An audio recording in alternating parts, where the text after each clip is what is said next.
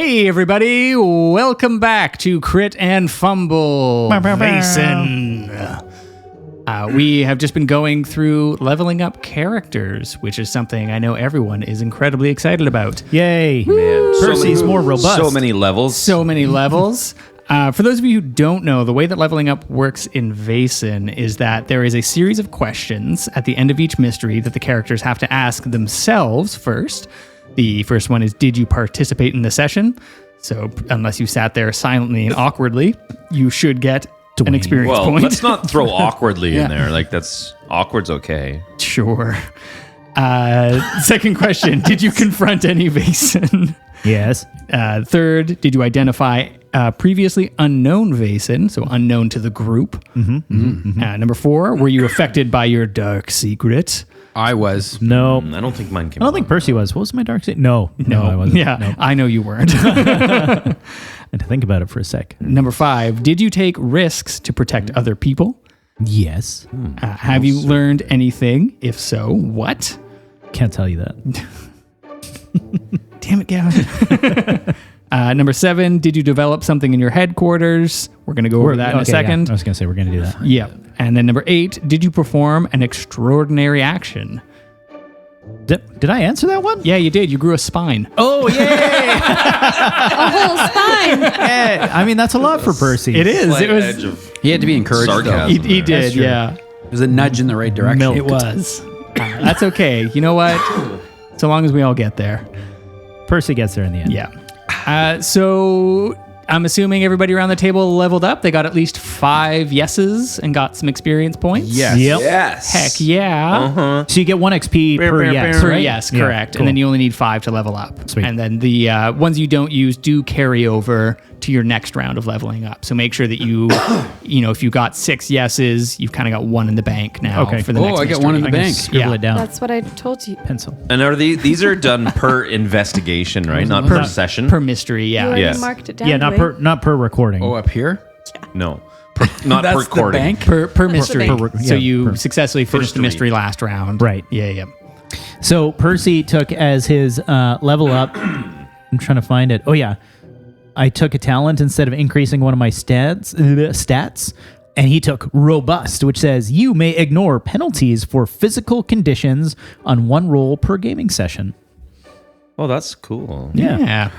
Elofe took brave because that gives her a +1 to fear rolls, and I kind of felt like last time she was cool as a cucumber. So I was like, it feels right True for story. her. Emery I has a got- hair in his oh. throat. Sorry? You have hair in you your go. Is that Do a you need to pull condition? it out? Is that a condition? Don't say that. Don't talk about that. Is that a technique? No, you go. You go. Yeah. What'd you get, Dwayner? I got 7 iron nails. What? I believe your it was. initial. It was real close. Bloodhound was the word that got bandied about. Bloodhound, right, under talents. Yeah, Bloodhound. other page, not inventory. +2 to vigor. How come he got nails? Because he grabbed them from the worksite. He doesn't have them He anymore. also had a cottage in remember? his last one. Oh no, that was you. Oh, I have a cottage. No, that was in I know, Russ's yeah. campaign. Son of a You were bitch. so excited. I have a cottage. You have a Off the table, castle. for F's sakes. Sorry, Dane. Go on. Bloodhound. Bloodhound. What does that mean? +2 to vigilance. Oh, you just said when that. I'm tracking my prey. And what do we have here? Emery took Mammary. deceptive Deceptive. which is a gain of +2 to your manipulation whenever you're cheating and deceiving. Oh, you do that a lot. I figured that was story appropriate. That does for line Emery. up, Mr. Doug Duggerson. Yeah, see? Well, so we all took Nobody- talents. Nobody took a stat Don't increase. buy boots from what was it? When you need boots, if you need new boots, don't go to the ice cream store. Yes, that's good advice. It is, Solid. yes. Yeah. That's sage advice. I've been there. practicing improv, so How? How do you practice? In the mirror? By being in one of Sean's games. Yay. Yeah. So the second part of the end of mystery recap are developments for the castle, your headquarters. So the questions for that are as follows. Did you play at least 1 scene at the headquarters? Yes. Yes. Did you encounter a new type of Vaesen? Yes. Yes. Did you visit a place of magic? I did. Yes. Yeah. The library. We all did. Did we all do that? I mean, the forest. Yeah, the forest itself. And Oh, I thought it Forest. meant it had to be at the castle. No, it's just Oh. it's again throughout the mystery. Oh. Yeah. Lame. Were you subjected to magic? Yes. Yeah. Very much so. Did you bring occult books or other important items back to the headquarters? Yes. Elofe did. Yeehaw. Elofe brought something. All right. We will figure that out in session. 7 nails. But I did as well. I got the library book and No, brought it back. back from the mystery. Oh, jeez. Did we bring evidence back like we were told to from Jasper and Elofe? Nails.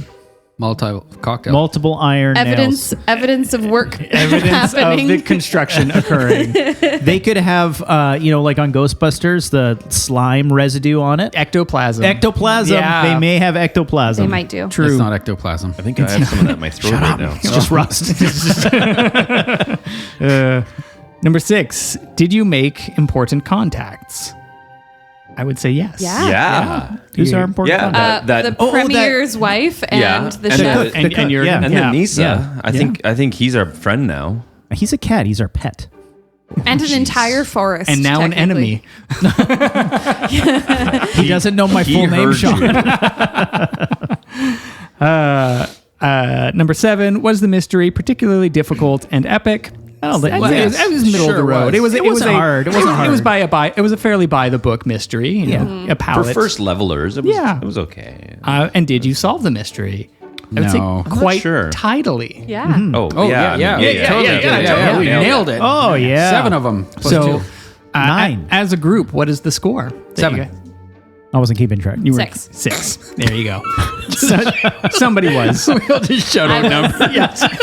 And there's like 24. I'm sitting there like going through the notes. I was like, shit, I should have answered them. It was 6, 6. 7. It was 6. Can we yeah. get a whiteboard for next time, please? Yeah, no. Dick's leaning.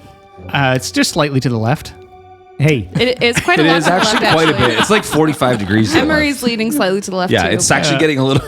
Yeah, never mind. happens The if I tip sit is on my just a right little nut, close to gets a little Emery's face swollen. right now. We're That's talking about the pictures on the table. Yeah. He has sex around corners. So Dwayne's not talking about the pictures. with those development points, you can purchase an upgrade for the society headquarters. That's fun. Yeah. Oh, did anyone do any research for that? Of course. I'm trying to find the page. Yeah. Because I think we should do a seance parlor. A seance parlor? a Ouija the board? player characters can hold a seance before a mystery and gain access to additional clues. The game master decides which ones. That actually sounds fucking Does that awesome. sound cool? That sounds awesome. Yeah, okay, I'm I'm into in. that. Yeah. I'm into that. Just for fun, I am going to go through some of these other options. Sorry, yes, just yes, because yes. You shouldn't just there's trust some me. entertaining stuff. What was the chapter? I just want to where do find you it. find it? It's page 91 or 89. 89. Yeah, I'm there's- just Oh, Dyslexic. 89. the annals of society. Oh, annals. Yeah.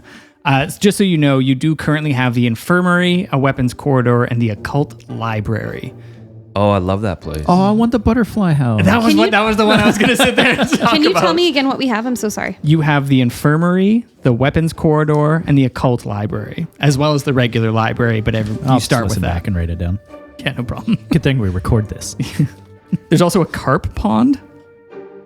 What does that do? It's just got where you park your car. It's got fish. Park your carp. Love that. So one of the player characters can gain an extra advantage before mystery. Because they just like hung out in the botanical garden. Unwavering calm. Oh. Yeah, you get to like a zen flow state. A local tavern. Oh, that'd be so I good. thought it said car park. There is also a discovered facilities, so you can get a difference engine. Oh, you need an inventor for that. Oh, man. Ah, a Pigeon kennel. loft. What does that do? We need that for Elofe. Not touching that. Anyhow, so yeah, there's a bunch of stuff. There's a pigeon loft, Oh, a like Harry stable, Potter? a map room. Don't we have a dungeon? I don't know. I think I don't know. I don't know, we? Percy. What do we have downstairs Yeah, in the Percy, basement what's that nobody down else there? is Yeah, what's allowed to down look there? at? Past the kitchen. Through the cupboards. Yeah, gymnasium, Tea occult, Down Ooh, the an stairs. occult Behind the temple, oolong. an occult yeah. Ooh, workshop, a treasure chamber. a self-flagellation That's what. tools. Never mind. Let's get that. Yes, the self-flagellation tool. I don't want to flagellate anyone else. Just Why myself. is that even on there? Oh, flagellation. Flagellation. Flagellation. That's like when What's you have, the name of you know that when you have cheese to again? fart. It's a different kind of dungeon, Gavin. Gavin gets self-flatulence. Yes. Percy does or I do? Yeah. Okay. Definitely. Right after eating some Percy, raclette. it's all those fucking biscuits. Raclette. Percy's actually, what do they call that? Celiac? All those biscuits he eats. He would be. Not good. Getting very bloated. I do like the seance parlor, though. I think it's good. Yeah, let's do it. Or the kennel. Wait, is it an alphabetical? No, it's not. How come I can't find it? What was that? Nothing. Great. So that one costs Seance. 5 development points. So you guys have 1 in the bank. I I'll will keep track of. Or are you keeping track of it, Sean? Yeah, I've got it on a little Craig Derrick Castle thing here. Thank you. I think we've gone over this, but it says prerequisite resources 4, or what does resources mean? Because cost says 5. Yeah, so that's 5 development points, and then somebody in the group has to have a resources score of at least 4. Moneybags over here, I think, does. I'm curious. It says resources for or occultist in the group. We Yeah. have an occultist in the group. And No, you don't. oh, what are you? No. You're like a I'm showman. performer. Sorry, my bad. Or, An yeah, I think entertainer. one's- That's entertainer, right. Sorry, Sorry. not a My performer. bad. I only have 3 as my resources. Wow, see? Don't you have 4 there, Dick? What, Dick? Your sources, your resources, Where do I find that? under R. Just write 4 under value and say Below, yes. left column, says second name. from the bottom. Name. No, up from there, where it says resources.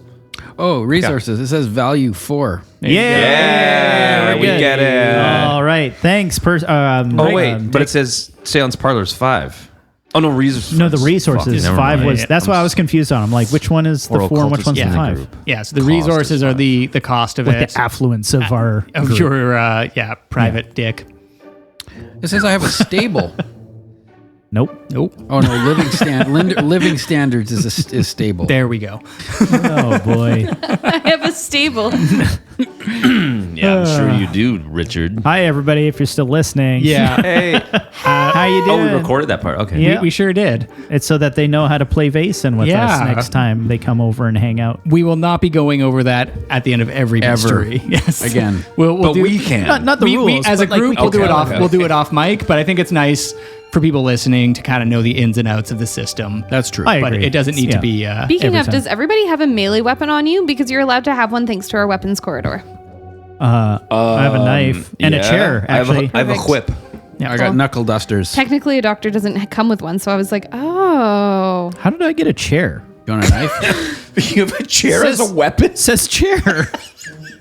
I don't know, Gavin. Is that the same as your meat clever? Oh no! You said it was one of those like little folding stools, like one of those little triangle. Oh, folding yes, stools. yeah. Oh, right. You're not carrying around like a kitchen dining chair on your back.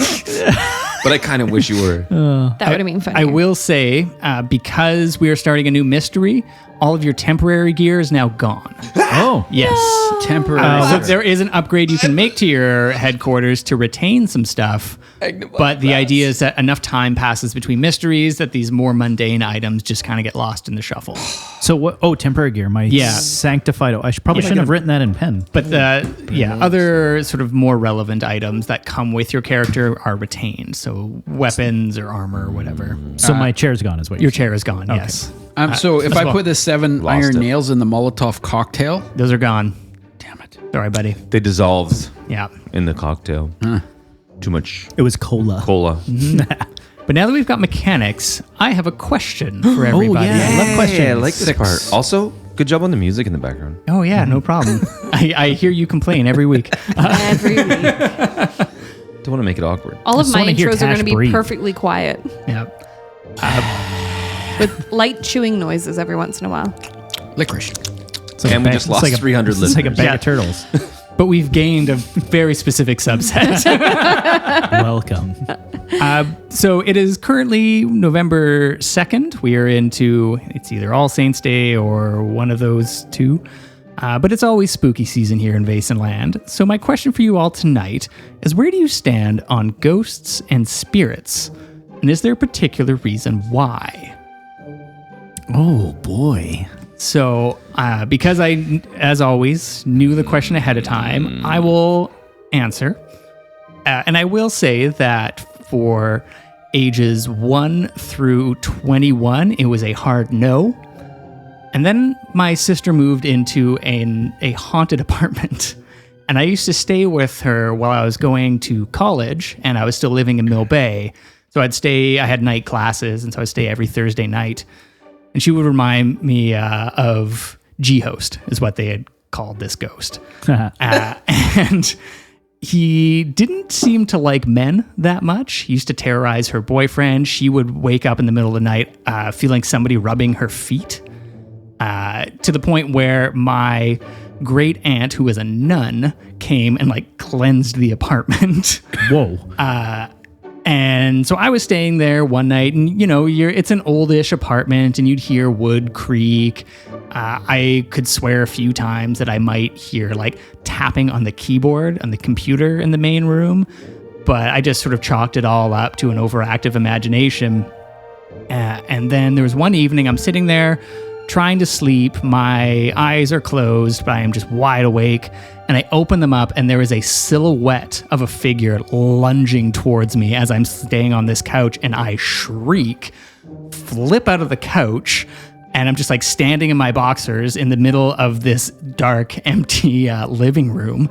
There are, street lights that are kind of coming through the window. I think the computer has a bit of a glow. And I can hear this like knocking on the woods or on the walls, and like clacking on the keyboard. And I'm sitting there like trying to go back to sleep, and it's just like incessant until I just yell out, "Fucking stop it!" And it stops. And I, still have a hard time going to sleep. After a couple hours, I eventually doze off. And my sister, I like wake up, go to school. My sister's already left for work.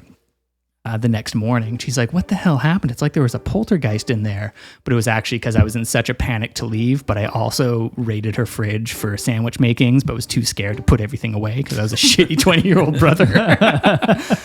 But that ticked me over onto the like, maybe there's something there. Fair. Do it. Yeah, so that's my ghost story. That's a fuck of a Wild. story, man. Thank you. Yeah.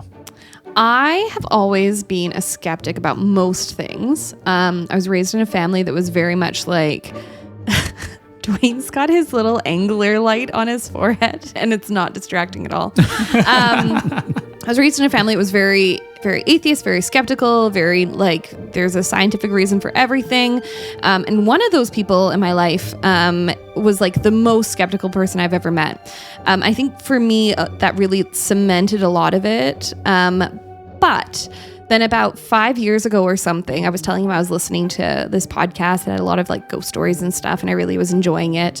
And I love learning about that type of stuff. I just don't believe in it. And he was like, "Oh, I thought you didn't believe in that stuff." I was like, "Oh, I don't," and was explaining it. And I was like, "Oh, but the big reason I don't believe in that is because of you." And he was like, "Well, what do you mean?" And I was like, "Well, no ghosts, no aliens, no anything like that." He goes, "Well, I've never said I didn't believe in aliens." And I was like, "What do you mean?" And this is like the most sort of like one of the most level-headed people I know. And he just tells me the story about he was, living in a different country at the time, and totally sober, totally everything like that, was looking out of his window, and he sees a light zip like towards sort of their direction, and then like across the sky, and then back across itself, and then straight up. And he said it was going across like the entire view of his view of sky in like 2 seconds. So like so fast. And he's like, "Yeah. And I could never explain that. And because I can't explain that, I can't say I don't believe in it." And he was dead serious. And I brought it, and he's like, "But I don't ever want to talk about this again." And that was part of it for me too, with the fact that he was like, "But I don't essentially don't ask questions. And I'm kind of embarrassed I told you this and everything." So I would say for me, I'm a skeptic, but I would love to have something where I go, I can't explain that. Nice. Yeah. So I'm saying I want to believe. I want to believe. Go stay at Sean's sister's house. Yeah, Apparently. there you go. Oh, you have to be a dude though. Damn. It did rub her feet in the middle of the night, so Oh. yeah. Well, you get a foot rub. Yeah. Horny little dang. ghost. Yeah. Super creepy. Make some pottery. Yeah. What? Oh, I got it. Hey. Yay. Once upon a time. oh boy. What? I need to Nothing. look up Go. the fish that you are. Keep talking. Angler. Okay. Oh, anglerfish.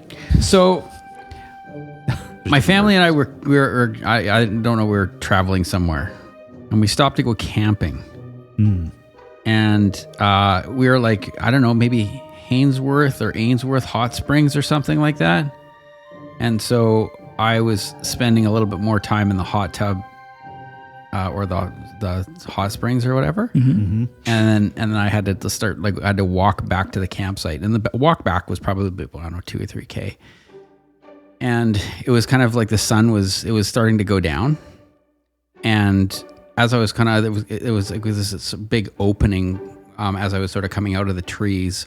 And these 2 big dudes, like cowboy dudes with big cowboy hats or whatever, were coming out of this sort of other canopied area.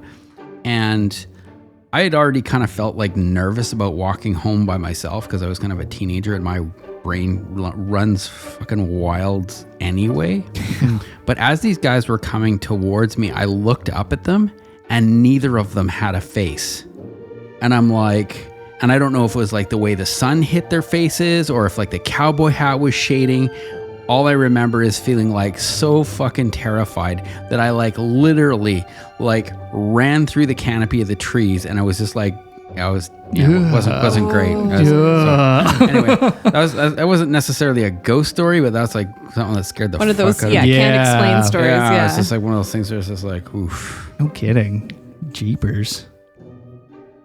I don't have any awesome stories to tell, like you all, but I would say sort of along the lines of what Chelsea said, that I've just kind of always been a bit of a skeptic with things. But it's interesting when you hear someone tell these stories because they generally are like completely believing every word they say themselves, and they're not even believing it. It's just what happened to them. So I don't know. I think that there's a lot of shit that we don't know. I think there's a lot of shit we don't understand. If you look back to, like, I don't know, Aztecs or whatever, or Vikings, they blamed anything they didn't understand was a different god. You know, when it rained, it was because the gods were mad at you, not because the moisture in the clouds had got too heavy. And but now we understand it. So it's one of those things that I think, not to like say that it has to be like a logical explanation, but yeah, I think we just don't really understand it, and I think that there's all sorts of weird, unexplained shit that happens. I also have like an incredibly massive fear of ever seeing a ghost. That would probably be one of the worst things that ever happened in my life. So maybe not believing in it makes that a little less scary. A little easier to to palate. Yeah, Nice. That's my take. I don't believe in ghosts, but today my 3-year-old said, "Why does the little boy with no eyes sit like that?" And I was like, and then it turns out she meant we were sitting in the car, and it was like the back of the flip down had like a little boy who has no face because it's showing like how the car seat has to be. I was like, Jesus. Oh, it was the son of the people Dwayne encountered. Yeah. Did he have a cowboy hat on? Yeah. Going, yeehaw. Oh, man. Yeah, I don't actually have any like ghost stories or anything, but I grew up in a very religious family. And I think because of that, a lot of like my older family members that are no longer with us were like over the top on like spirits are real and like Satan's after you or his demons and stuff. And I feel like as I grew up, things would like happen and I'd be like, I could almost feel like creatures in a corner, like under my bed or staring at me or something like that. And that kind of just gave me the willies. Yeah, as I grew up. So it's like, maybe I encountered those things for real. Maybe I didn't. Maybe it was an overactive imagination, like you say. But it's like, it's funny because I look back on that. I'm like, was that helpful, you guys telling me that? Because you basically scarred me as like, you know, there's fucking demons watching me at every given moment of my life to make sure I'm like not being a bad person. Yeah, exactly. That's how they get you. Exactly. You know, so it's, yeah, I've definitely had these moments where weird stuff has happened and I can't really like describe any of it. It'll just be like a moment, you know, where something odd happens and I'm like, that doesn't feel... You think back to it almost a little later and be like, wait, what was that? Yeah, exactly. So definitely haven't had like a straight up encounter. I don't want to say like I do believe and I don't believe. I'm kind of somewhere in the middle. Yeah. You know, I definitely feel like there's something else there. it's like, do I feel like I could see a ghost? I'd be blown away. I'd be fucking scared as shit.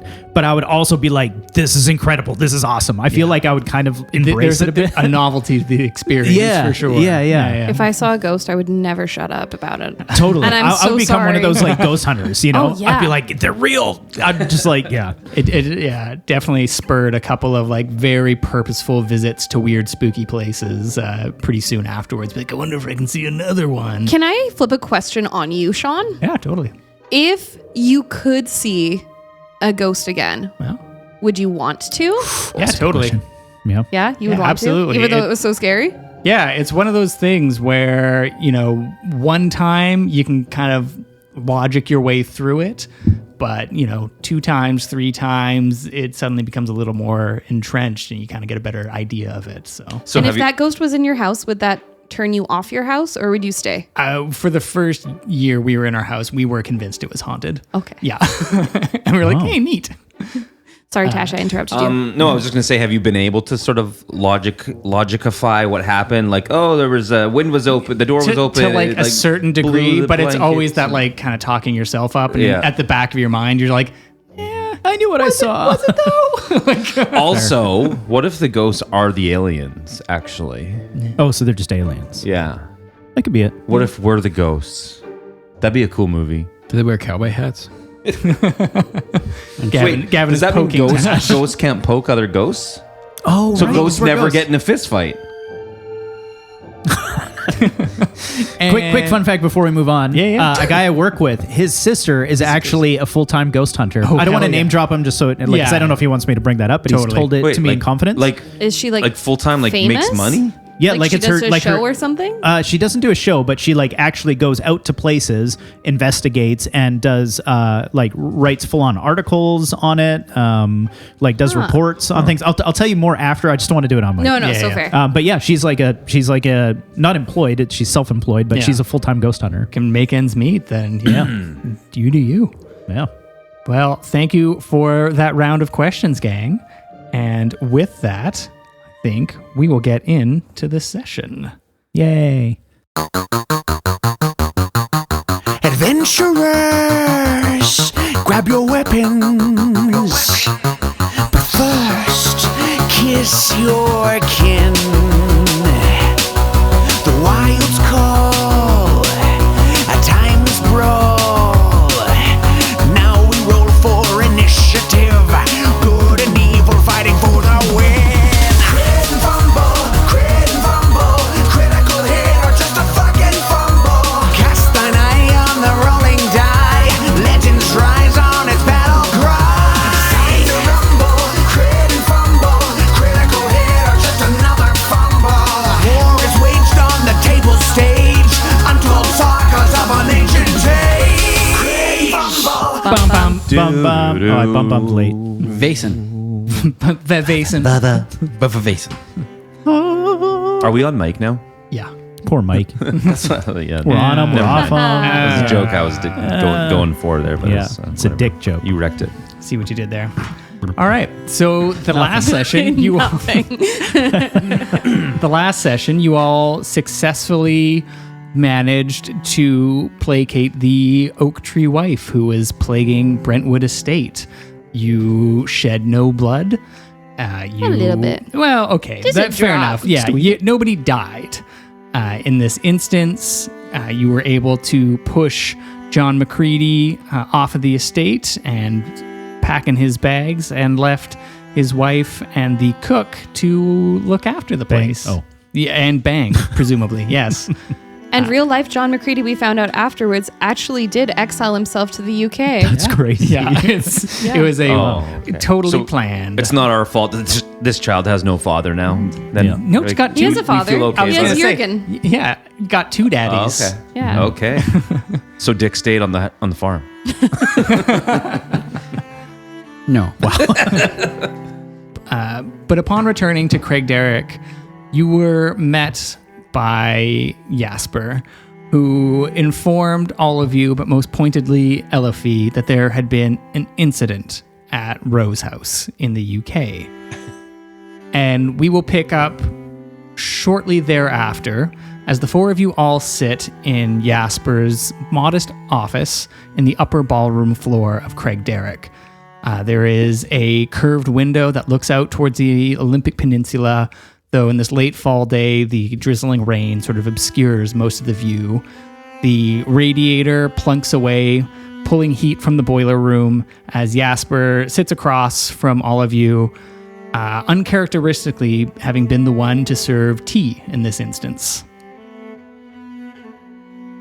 As the herald of this house, I feel like it is my duty to inform you that there has been an incident at Rose House, and it would appear that the current operating members of that branch have gone missing while on an investigation in the town of Battle and are presumed dead. Members from the Uppsala branch have been dispatched to the scene, but so far there is no trace of the investigators that has been found. Now, we all know the hazards of this position, and the work we have been doing has been in an effort to avoid these kind of catastrophes, and I believe that we are all doing this for the greater good. And so, in their memory and in their honor, we will continue forward on these investigations. On the topic of good work, how was the investigation on your end? How did it pan out? It went great. Excellent. Yeah, we did really well. I'm glad to hear it. Yes, we got to know the landowners, some of the acquaintances associated. Were able to find the Vaesen and appease it. There was Excellent. no unnecessary bloodshed, thankfully. And he's glancing over at Elofe at this point while he adjusts the misplaced tea layout. It's like his OCD is like he wants to fix everybody else's plate, but he won't. But he is fixing himself with his own. Containing himself, Yeah. and he's fixing his. Nice. Elofe is standing in the window with her back turned to the rest of the room and hasn't sort of engaged in this conversation since receiving the news. Mm-hmm. Can you quickly remind me, just so Gavin in the Yeah. moment remembers the background here? So Elofe would came be from Rose Oh, House. she came from Rose House, right? And Elofe and Jasper. Yeah, okay. We Yeah. came from Rose House. So Okay. this Elofe was there the year before when they received the notice. And until sort of they were told that they were heading to Victoria, in theory, Elofe would have been going with. It would have been going there. Mhm. Yeah. Poof. Well, I will hope to receive a full report from all of you by the end of the week on the comings and goings. Do you have any field samples to submit in the meantime? She reaches into her doctor's bag and she pulls out a vial and she brings it over and puts it down and she says, one of the people had been impaled by a branch by the tree wife. I used one of my tools to remove the branch, and this is the sap sample. Perfect. You'll do quite nicely. Put that into the archives and do a little study on it. Thank you, Elofe. I have 7 nails and a Molotov cocktail. And he's like, thank you. Typically, the samples, I understand that this procedure is new to all of you. The samples that we are looking for are directly connected to the Vaesen in question, but I will just put these here. It's like a phone call. Up on the fridge with a gold star beside. And you get a gold star, Dick. Here's a shiny sticker. Well, if that's all, I will leave you to whatever it is that you would like to do for the remainder of your time. Well, I do actually have several questions, mostly surrounding standard operating procedures, and in the event that we choose to murder somebody in the moment. It seemed like there was some uncertainty in how to proceed there, and we can follow up with those conversations later. But it was an interesting first start. Well, not the first start, but it's the first real investigation for myself. I'm glad that nobody got murdered in this circumstance. No, we decided against it. I'm very glad to hear that. We do try to avoid it at all costs, but do understand that things happen in the field and there are powers at play that we cannot fully anticipate or guard against, but we just do our best to maintain our civility. Are there any further questions before you are dismissed for me? When are we to when are we to be tasked with the Rose House situation? The Rose House situation is out of our hands. We will continue to focus on the here and now. There are other branches that are much closer to Uppsala, or to Rose House, that will investigate and take over. They will keep us informed of anything due to Elofe and I's connection, but I just felt it was my duty to inform all of you. Right. Thank you. Yes. And so the way that the next couple scenes are going to play out is that I kind of have a spark of a scene for each of you. Over the next sort of weeks, months, sort of up until the next investigation. So this is a time for any sort of character development or what have you.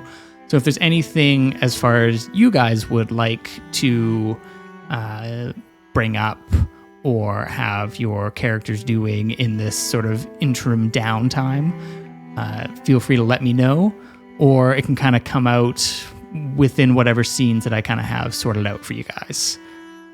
So feel free, you might not have been aware of that for this round, but definitely in future mysteries, if there's things that you would like to explore with your characters, just bring them to me and we'll sort of deal with them in these sort of interlude, in-between mystery sessions. Yeah. Elofe disappears for a couple of days.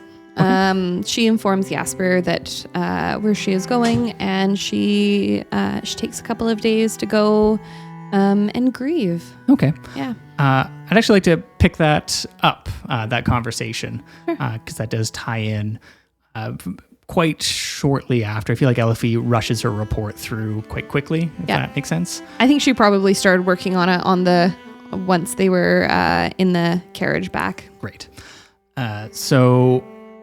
Again, it's the upper ballroom area has sort of some office desks set up for society members to work on their reports.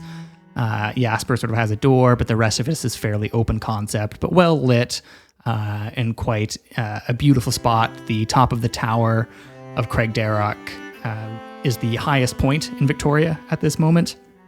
Looks all sort of north up towards the island, and then the other side of it, as I was saying, looks all over the Olympic Peninsula. But Jasper calls Elofe. Actually, he goes to Elofe's desk as she's working with her newly submitted report and sits down next to her.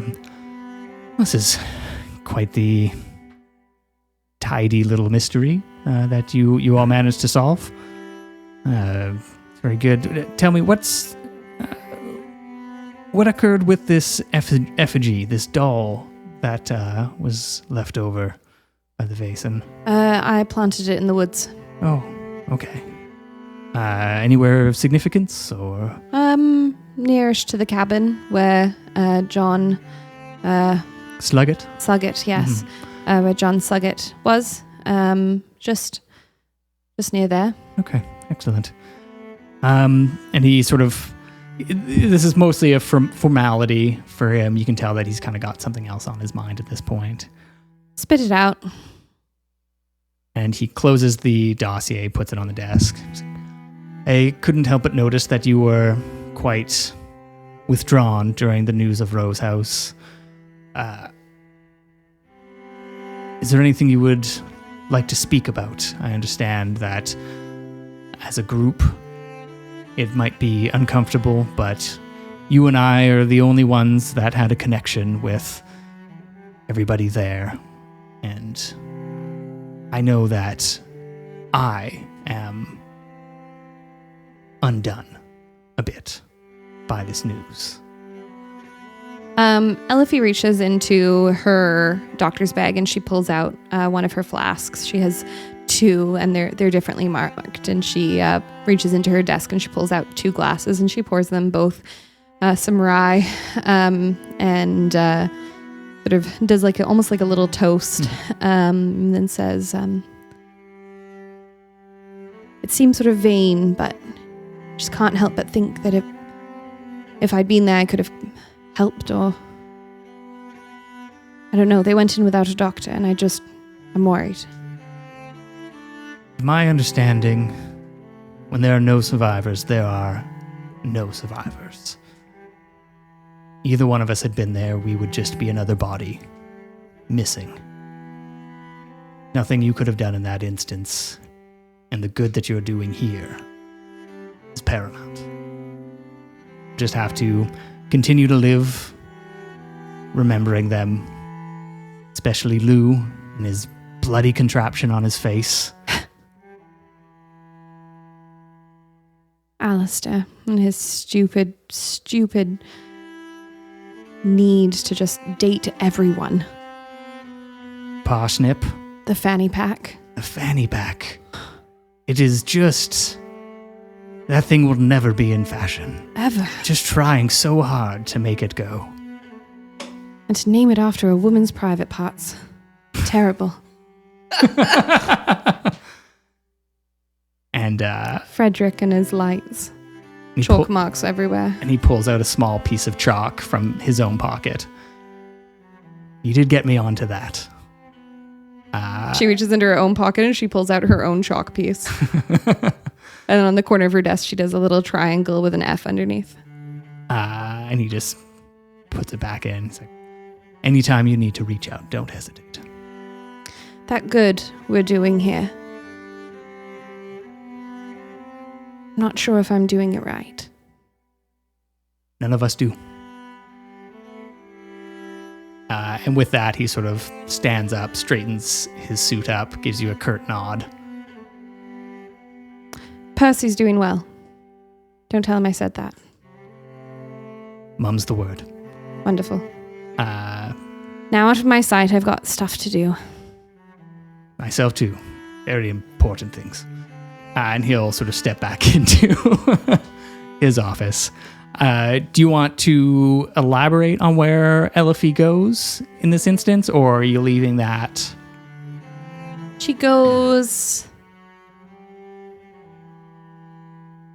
into the city, to a little apartment above a long closed shop front near the hospital. Mm-hmm. A place that she's had kept nicely for her, but hasn't been to since she got back. And she falls into old habits for a couple of days before putting herself back together and heading back to the society and nose higher than ever. Right.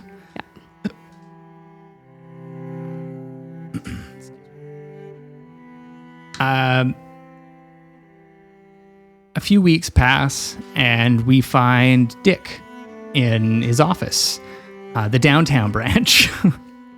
The old downtown. The old downtown branch. The bird shit has been long cleaned. Thank The oil painting of Dick Dickerson, the bigger one next to the smaller oil painting of Dick Dickerson, is up on the wall. And what's sort of the day-to-day look like for Dick when he's in between investigations for the society? Dick is he's got his own personal investigation that he's kind of looking into, which kind of involves sort of tracking down sort of genealogy kind of stuff. Okay. And he keeps hitting dead ends. And it's during one of these moments, I'm sure you've got just a number of different genealogical sort of texts on, and then various sort of surveys and census reports strewn about your desk that you hear footsteps creaking up the stairway as a very heavy individual makes their way up the stairs. Dick puts on his knuckles. The figure that comes through the door frame is a very sturdy looking fellow. You can hear him breathing through his nose that has been broken more than once as he shakes off the rain from this large wool-lined hide jacket. And almost his head just, he has to dip in a bit to get below the door frame. Huge beard on him. And he sort of looks around, and you can tell that he's expecting something and is taking in something new. Excuse me, I was looking for Vic. No Vic here. Oh. Do you know when Vic might be back? Vic is dead. Oh. And he looks at the small portrait that was here already, and then the large one, and down to you. Oh. I am terribly sorry for this news. Is there something I can help you with? Come in here, darken my door? Perhaps Vic used to help my employer from time to time with certain tasks, Sure. as it were, discreetly. Vic was discreet. Vic was discreet. Have you taken up their operation? Everything that she was doing, they were doing, I'm doing now. Well then, and he sort of settles into, or I guess gestures to the chair on the other side of the desk, and it just creaks with this person's weight, but holds. Well, we're looking for space to hold an event discreetly, somewhere where certain figures of authority may not be looking, turning a blind eye. Needs to be relatively large, have an open space in the middle of it. Vic always had a knack for knowing where the police wouldn't look. Is this something that perhaps you could give us assistance with finding? Does it need a roof? Or can it be outside? Roof would be preferable, Okay. but seating is more important, and discretion. Okay. It'll be for 4 months' time from now. 4 months? Correct. How many seats? Enough space. They don't all have to be sitting, but to hold a good 400 or 500.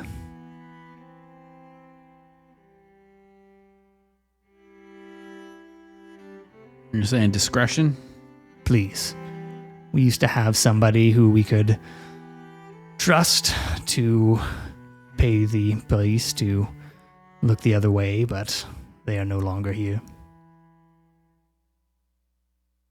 Well, maybe, maybe not. And Vic knew what this was about? Vic knew to know the details and that. Okay. Yeah, I can work that out for you. Perfect. Same going rate. That is just fine for us. Perfect. How long do you think it would take you, roughly, to find this venue? 2 weeks. Be back in 2 weeks with payment. And he sort of, with great amount of effort, sort of stands up and extends his hand. Sully. Thanks, Sully. Be seeing you around, Mr. Dickerson. There's the door. And he heads out. As Dick sort of moves around throughout town, what kind of venue does Dick find?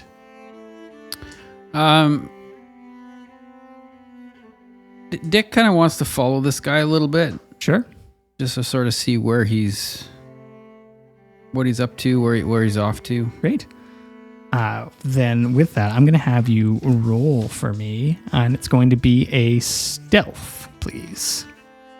Stealth, he says. Mm-hmm. Now, do I get to use Bloodhound? Oh, you are tracking. You Good are question. tracking. Yeah, I agree. Yeah, He's you my could- prey. Yeah, Almost absolutely. Like you did it on purpose. Yeah, you may add your additional 2 dice, I believe. Okay, for hang on a using sec that. here. I don't know what stealth. I get a +1 for stealth, and then plus Add- 2 more. Okay. And add your precision as well to it. All right. Well, my precision. Oh yeah, I know that's what I did. Okay. Sweet. I've got 1 6, 2 6s. 2 6s. Yeah, you're able to follow this figure down, and it's good that you got 2 successes because that's what you needed to not be detected by this person. They head down towards Rock Bay, down towards the Johnson Street Bridge, which is a very narrow wooden bridge at this point, and are down sort of more by the industrial docks. And they head into a warehouse that there is somebody that you would easily be able to detect is minding the door without being overt about it. They're sort of dressed up as a unhoused individual outside, and they gives this person a curt nod and then walks in through the door. And I would know this door minder. I could like visually. I would know. You'll be this. able to like see this. Yeah, you figure it out and clock that this is what's going on. But Okay. you now know where Sully has headed to. Okay. The building itself is fairly nondescript. It's just sort of another warehouse in this district. Okay. Yeah. All right. Okay. And sorry, your other question for Dick? Was what kind of venue does Dick find for Sully? This is an amphitheater, some sort of covered amphitheater at, I don't know, where are we, Victoria? Is Yeah, that kind of what we we're are in thinking? Yeah, like, Victoria, I don't yeah. know. It's like, Yeah, just like sitting there back in. You want to be like James Bay, Cook Street, Rock Bay, fancier or less fancy? I'm just trying to think of like an amphitheater that would be like just down by the ocean, far side. Perhaps something that has been repurposed, or Like an old farmer's barn.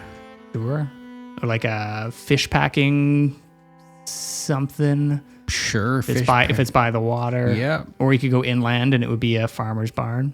Yeah, I think maybe a farmer's barn. Okay. Just in case there's like hooting and hollering that we're not down by. Yeah, so you're kind of headed out towards the outskirts. Yeah, let's do that. Okay, great.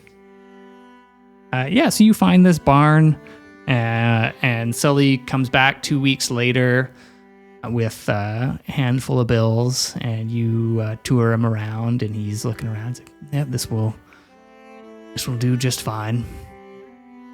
Thank you, Mr. Dickerson, and great. Great. How much did he get paid? A nominal amount of resources, but not enough for it to go up by 1. No, I was. Enough to pay the rent and Enough to nothing pay the more. rent. I was wondering if it was like $100, if it was like where are we at with sort of I would say it's like $100. $100? which- Okay, yeah. yeah. Enough to swap out that squirrel skull for a real badger skull. Yeah. Oh, that okay, yeah, that's cool. Cool. Yep. Sounds good. And within this, we transition back to Craig Derrick. It's sort of within this window of a couple weeks after the mystery. And what's Percy up to as far as maintaining things around the castle? Percy's been busy as ever with Elgit, especially with the new administration, he does in air quotes, with Jasper and Elofe now there. They arrived and they went pretty quickly out on this adventure, and he's been a little stressed in the back of his mind since then. He knew Jasper had certain requests around dietary restrictions like apricots and not strawberries, was a fan of That certain was types Elofe. of Elofe, and was a fan of room temperature toast. So Yes. he's gone out of his way to find high quality bread from the local markets Nice. and stuff. But he's also been sneaking off a little bit, and he hasn't done this in a while. And if I may give you an NPC. Yeah. Okay. Not to put you on the spot. He's been going to a friend of his. His name's Darcy. And he's a little out of town. He's used to be a farmer, hasn't been doing that well, and has actually been known to be renting out his barn for use. But nevertheless, You see Dick and this massive person walking the other direction.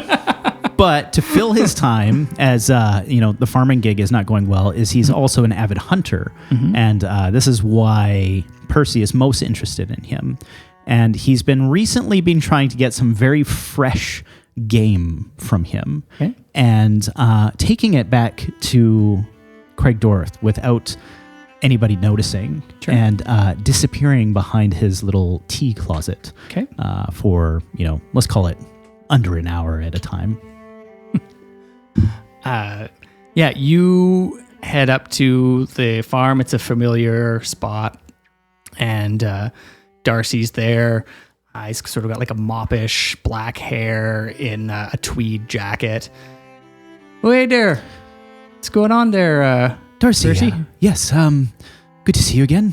Any luck with the farm? And no new stock, I see. No, it's getting a bit long in the tooth as far as the weather's concerned. So, but the hunting's good. Got some geese out here, and good. lots of hare. Managed to get a buck the other day, so that was pretty good. Very nice. Well, I'm glad to see you're such resourceful. Yeah, which is why that I'm here. Were you able to find some game for me? Something a little more on the. Yeah, I got a haunch for you, and it's weird you were asking for some of the heart and liver as well. So lots of iron in there for sure. Yeah, special requests. Yeah, of course. Got someone special you're prepping something up for? Yeah, just different palette, I guess. Of course. Yeah. Yeah. What do I owe you? That'll be $2 for right. for Okay. pounds. No problem. And he hands over the money and hands him. He always wraps him up like a little paper wrapped sort of like gift bag, which has a couple of Percy's best biscuits in it. Perfect. A little cherry on top. Yeah. He sort of supplies you. He's wrapped them up in butcher's paper Nice. and done a nice enough job Perfect. of it that Percy can keep it in his back pocket or backpack or whatever. Percy definitely would have brought the wagon so he can make haste on the way back. Okay. Knowing the freshness of this is relevant. Yep. And bids a Darcy a farewell, unless there was more to do there, and books it back. Yeah. As Percy is heading up towards the top of Craig Derrick, he's sort of like unhitching the wagon and sort of getting into the front door, and you see a figure walking up and gives Percy a wave, and you see Blythe walking up. Yes. Beautiful. Hello.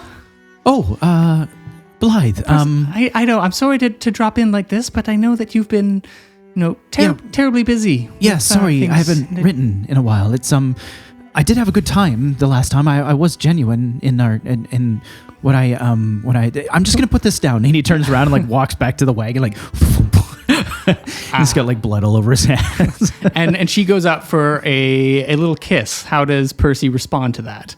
He freezes and like accepts the kiss, but it's sort of like not cold, but like not reciprocated. Yeah, and- he's more like this is not the time. Yeah. And she sort of picks up on this. She's like, is there something going on? Yes. Percy? Well, no. It's just it's complicated. Oh, Yeah. I see. Not you. It's just work is complicated, and yes, we're I gonna see. be off again soon. And I don't want you to feel like I'm left behind, or Yeah. You don't- Yeah. that's fine. I understand. Ever since Mr. Roger and the incidents that befell him, I understand that your work can be Right. dangerous. Well, maybe next after we return from our next line of work, we could go out for a nice glass of wine. Well, that sounds delightful. Great. I will. I'll send you a letter. Can Percy give me an observation roll, please? Yes. Observation 0. Oh, but I get 4 on empathy, right?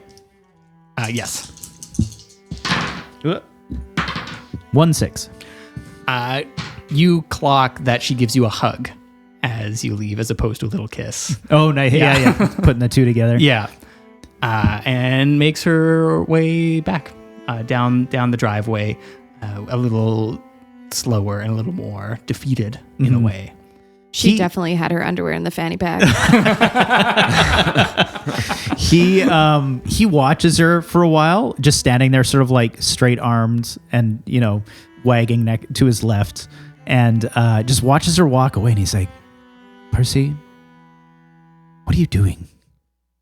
And she just walks and walks, and he's like, "Right." Goes and picks up the packages and heads back into the or tries to head into the castle. And you head in, and the door sort of sticks for you for a second. And you just sort of like mutter to the castle, and then it opens for you quite cleanly.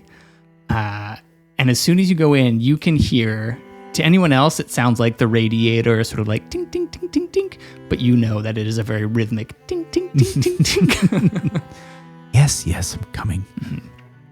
And you walk down, and you continue to walk, and the basement gets warm as it's right adjacent to the boiler room. Is there anything before Percy heads to his tea closet that he does? He would definitely be heading down and distributing this package that he has. He'd maybe spend a little bit of time down there. And then I think after that, he probably comes upstairs and is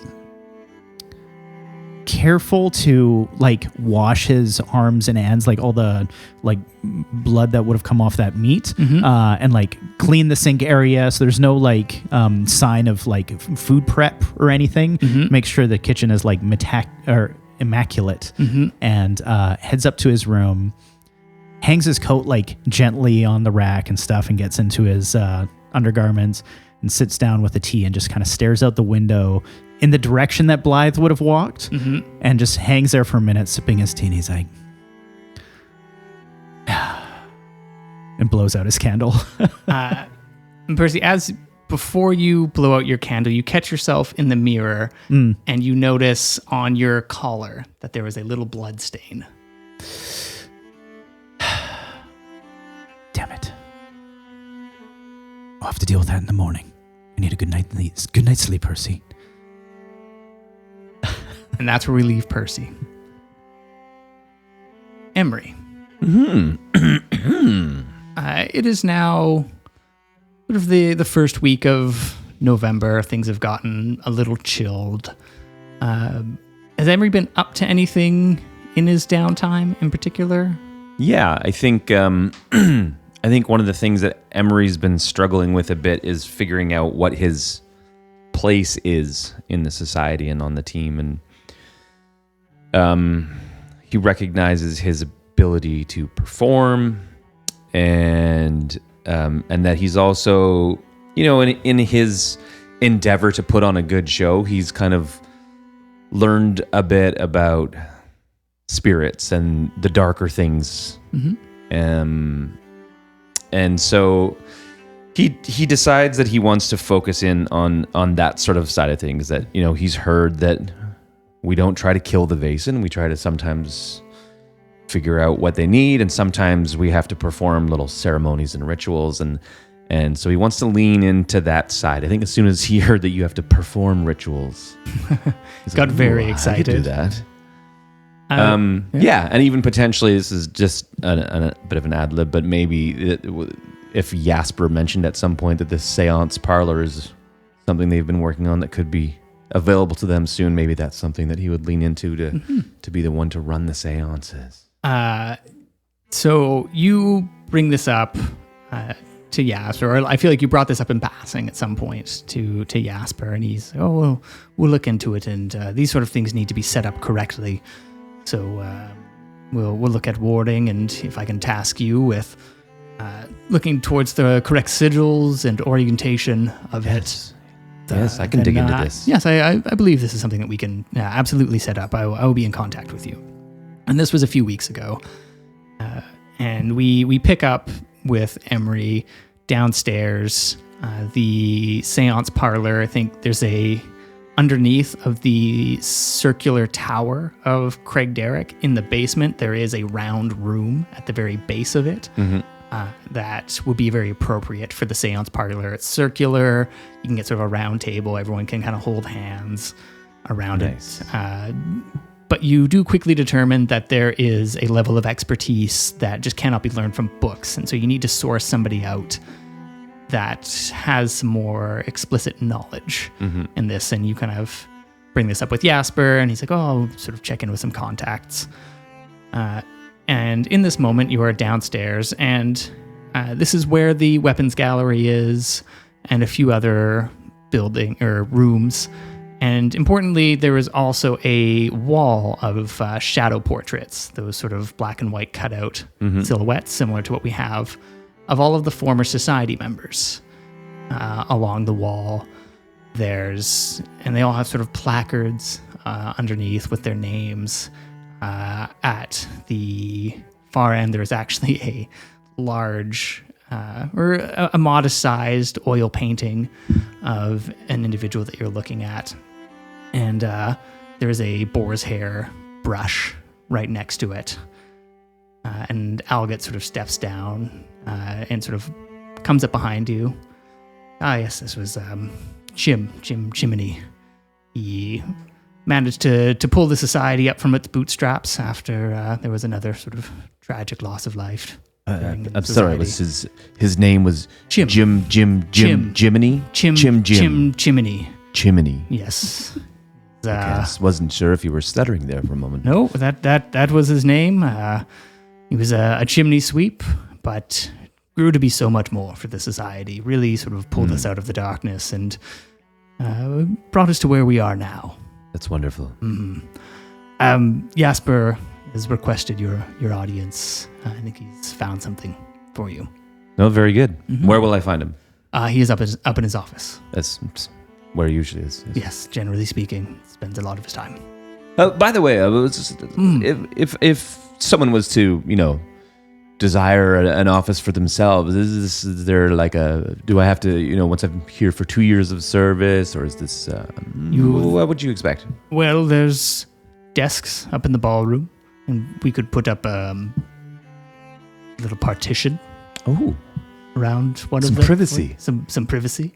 This is nice. Or you could work out of your room here as well.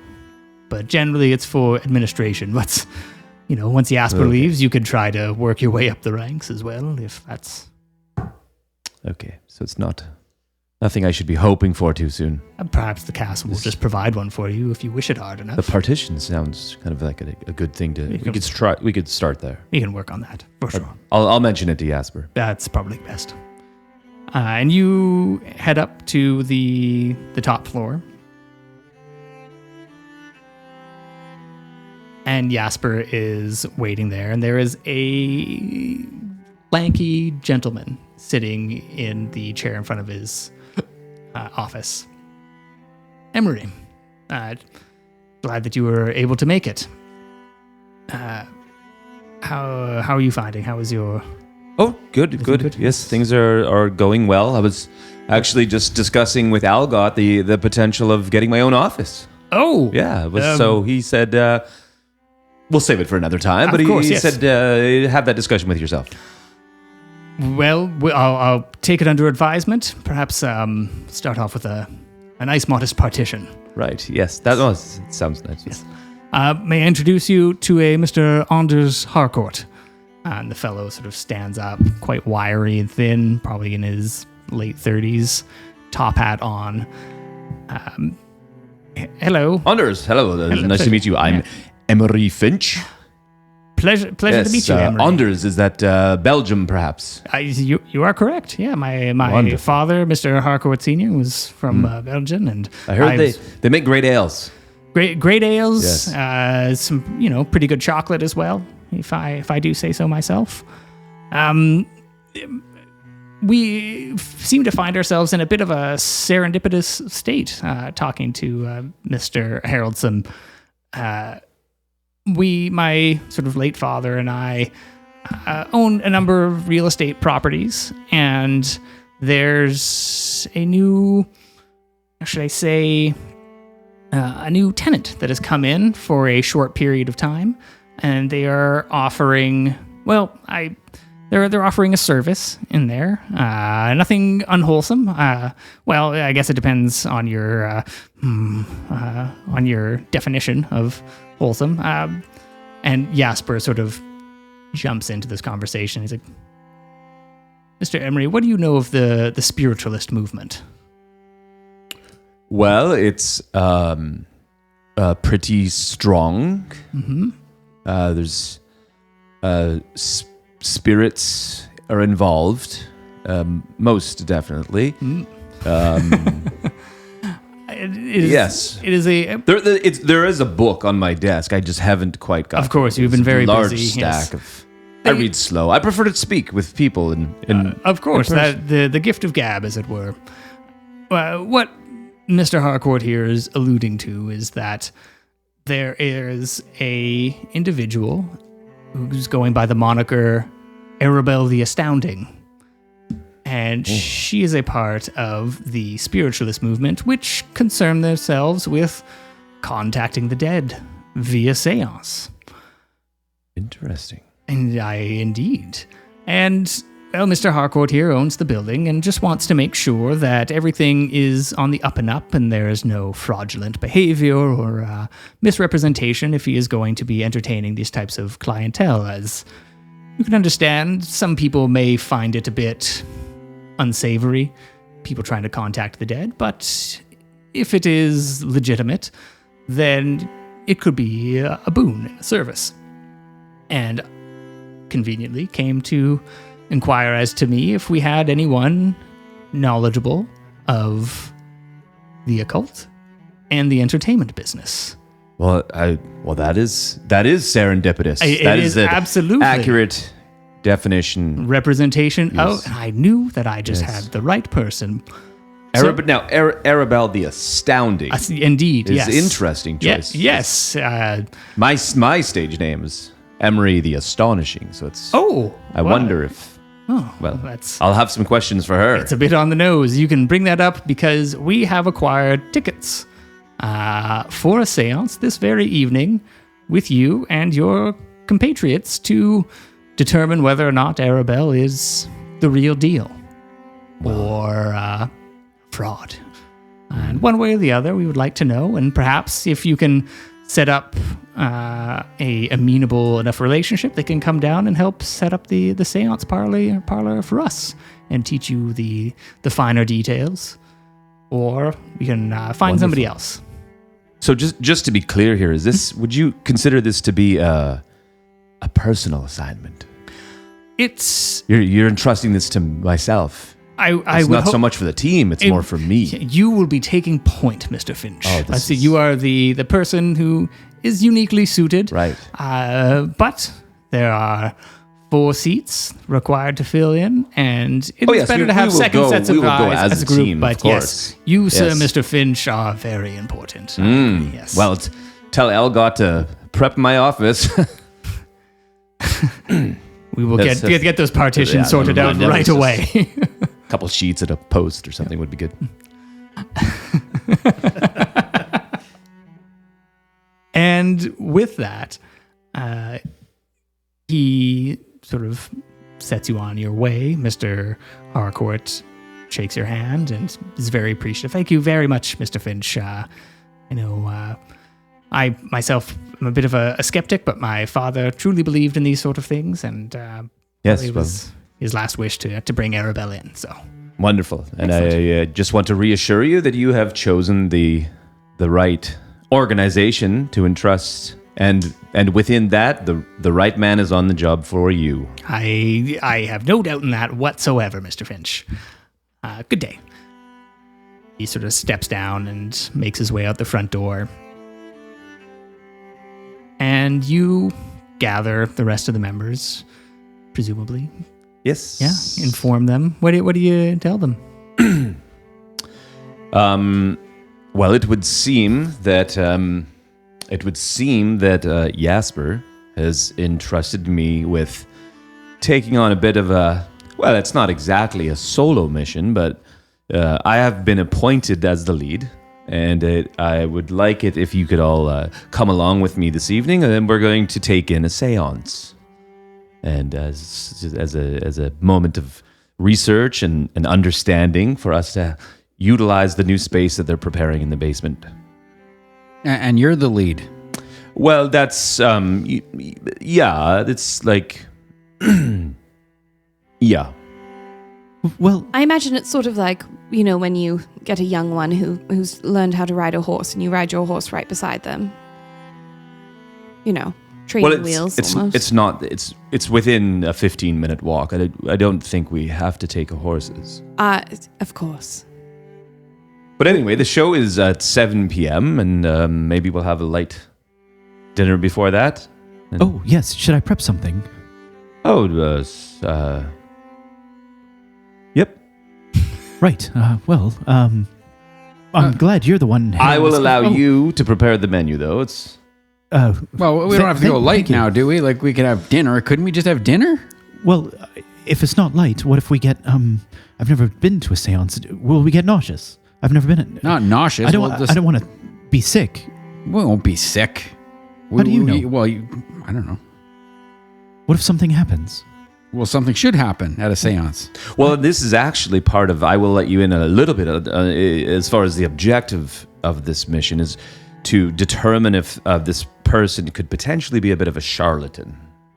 Is the concern?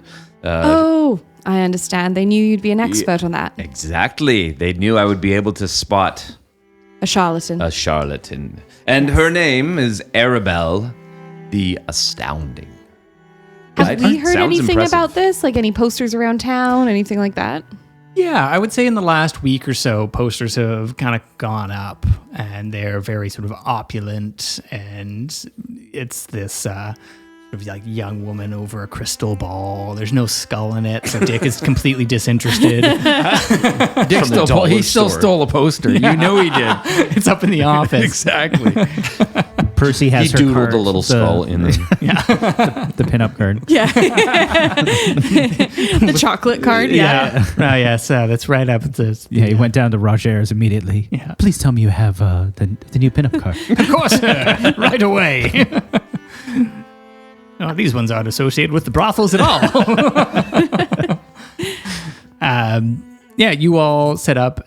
Percy, you're making dinner for everybody, and Algut comes up behind you and is inspecting the layout, everything. And Algut, just the man I want to see. yes, We're attending a looks over his shoulder, seance tonight. I'm not quite sure what to prepare. I was going to do the chicken, but I feel like maybe it's might be a bit heavy Yeah. if you're, dealing with soup and salad. soup and salad and Right. perhaps, some cucumber cream cheese sandwiches For the road. for the road, of course, yes.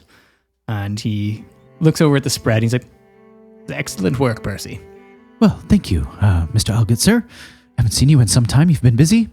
Yes, the new administration seems to have me dealing less with the day-to-day and more with bookings and cataloging and going through the archives, as it were. Well, I've been happy to pick up the slack, as it were. Happy to do it, and I hope I've been doing a stand-up job. It has been impeccable, Percy. Thank you. Well, taught by the best. And with that sort of like brief moment of warmth, you all have your dinner and, oh yeah? I'm so sorry. I have a note written down from last session, which was that there was a sigil or a signature on a on a map that Elofe, it was tickling her brain, but she had to wait until she got back. Yes. I would say that when she got back from her time away, she would have looked that up. I don't know if now is the right time to talk about it, but I wanted to throw it out there so I didn't forget. You said it would be a when we got back thing. Let's hang. We're not going out of town, so when we come back at the end of it, we'll Perfect. hang on to that. Yeah. Okay, thank you. Yeah. But I will say that in this instance, you've probably brought it up with Alga. He's like, we'll figure this out. So Perfect. he's Awesome. aware. Yeah. You all head downtown. Do you take a coach or do you walk? How far is it? 15 minutes. 15-minute walk or 15-minute coach? 15 minutes. Probably about the same, like walking downtown Victoria. It's Yeah, 15 yeah. minutes to walk or 15 minutes to drive. Yeah. It is raining slightly. I will tell you this. Oh, Coach. Yes. Wouldn't want to mess up my Percy mustache. hops in and looks at Elofe. Oh, is that what you wear to a seance? Interesting. It's what I wear every day, all the time. I know. He sits down. My life is haunted enough, Percy. And you all make your way down. The driver drops you off down at Bastion Square, which was once the furthest northern limit of the city. And you find the building that is identified on the ticket stub that Mr. Harcourt provided you. It's a sort of tall brick building. It's got sort of a narrow wooden staircase inside that leads up sort of into a bright glowing room. But you're still downstairs. Can I just presume that you're going to head in and... Before we head up, Yes. I know Mr. Emery, sir, here is taking the lead, which I think is well suited. But should something actually happen here, I know seances are about speaking or communicating with the dead. What if something does present itself and it is not Savory. savory or friendly? I haven't brought any of my equipment with me. Well, we should have had chicken. I guess that would be... I talked to Mr. Algett, sir. I know you're upset about the soup and the salad, but it wasn't my choice. A little heartier. I'll prepare the chicken when we return. I was going to just suggest that perhaps that might actually be a good indicator of her abilities. If she can contain and control this whatever it is that she summons. Right, so we should And we if she should lean can't, on her well, to. what kind of a person would just bring a spirit into a theater and abandon it? Yes, what? That would be ridiculous. Okay, well, that makes me feel a lot better. Well, you have a revolver, don't you, Percy? We were supposed to bring our equipment. I'm in my best coat. It's the same coat. Yeah. I did bring biscuits. Oh, sorry, not biscuits. Cucumber Revolver. Cucumber sandwiches. Yep. No gun? Well, We should also just remember what Jasper was saying of murder, and it's not really our primary motive. can you I shoot a don't- spirit? Well, that's... Did you fill out your report? Have you done that yet? Oh, yes. Yes. On the bottom one, it says, like, personal growth. Yeah, and Yes. fears that might have come up during the... Did you put No. down a hesitation to No. engage? It's all right. I documented it for you. No, I Perfect. Well, there was That's that fantastic. There was that Thank you for moment doing where that. That's- I hit him. I smacked him.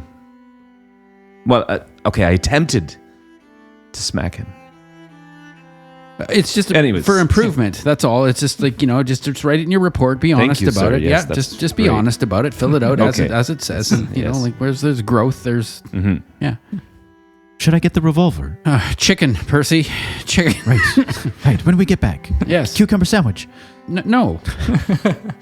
You make your way up the narrow, creaking stairway and emerge into a very bright and opulently decorated seating area.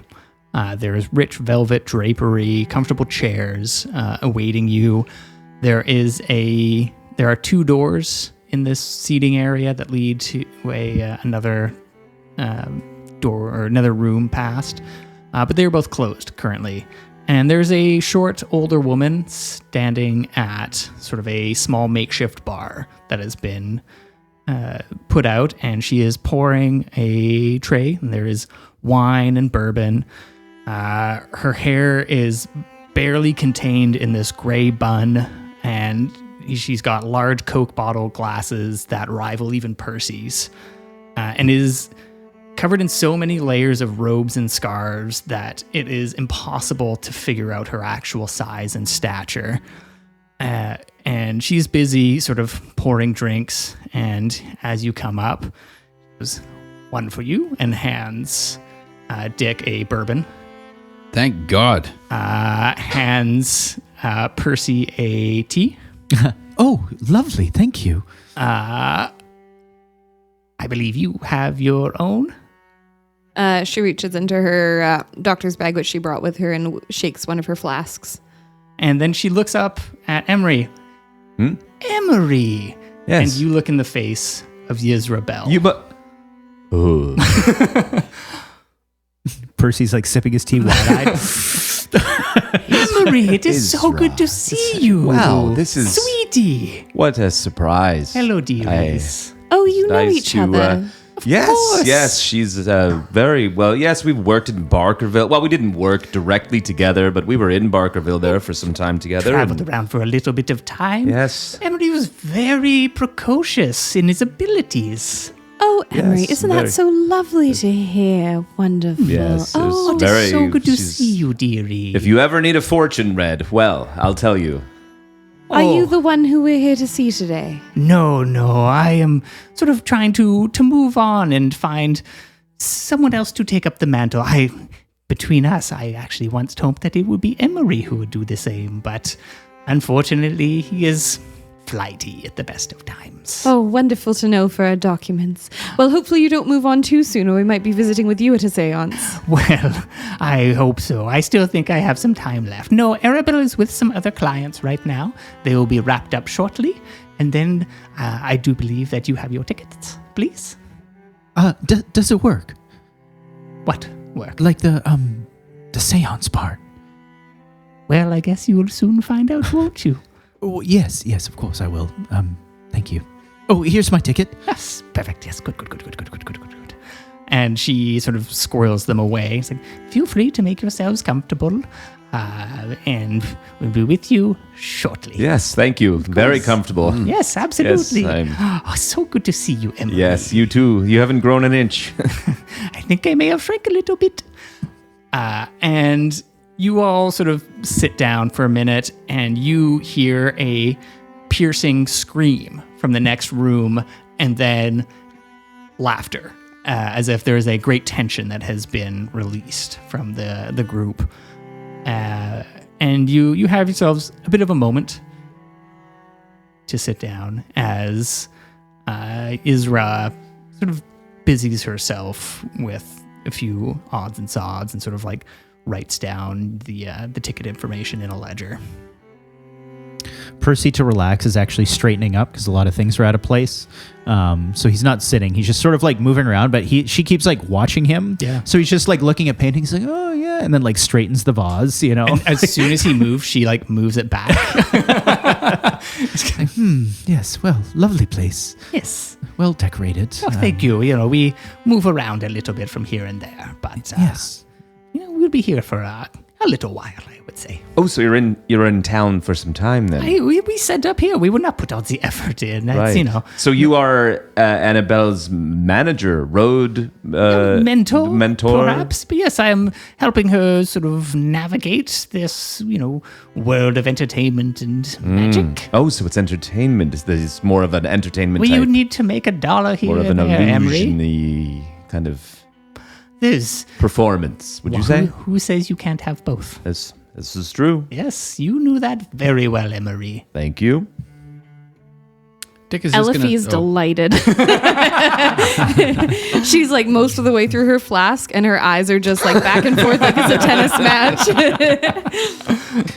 And Dick is just kind of twirling around his bourbon, and it's been a while since he's had one, but then he's like really picking up on that sweet caramel, savory, you know, savoring his bourbon. Usually he would just throw something back, but this is kind of they've hit the nail on the head for Dick. And as she goes by, she kind of gives Dick a little like loving pat on the shoulder.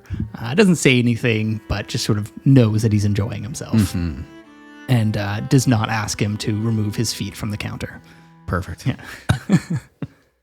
And with that, the doors open and a group of clients sort of head out, and they're all chatting with each other and very excited and giddy as they are ushered out by Isra. It's like, go, go, go, go, go, go. Percy's listening very close. He's sort of like, huh? Yeah. Did it work? They seem to have had a good time.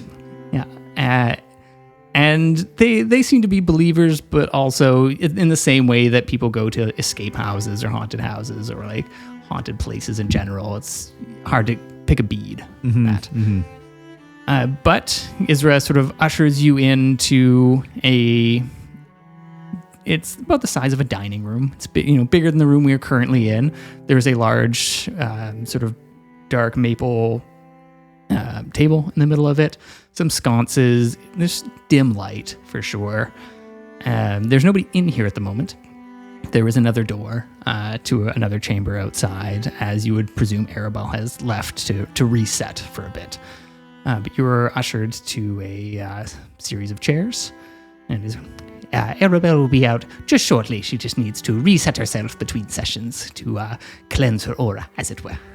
Wonderful. Now, just before the show starts, is there? I was really hoping there might be an opportunity that we could all, have a bit of a meet and greet, perhaps with Arabelle afterwards. Is she? Of course, rushed off to something next? No. I believe you're actually the last of the night. So yes, and it would be lovely to catch up with you. Yes. Yes, of course. Lovely. So Dick is going to look like because we're sitting in the room. Is this the room that the seance is going to happen in? Correct. Yes. So Dick is going to pull out his squirrel-headed crystal ball. Israel looks at it.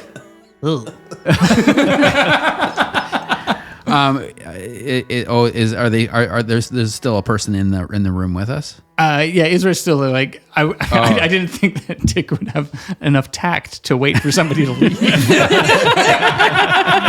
That's true. Yeah, That's fair.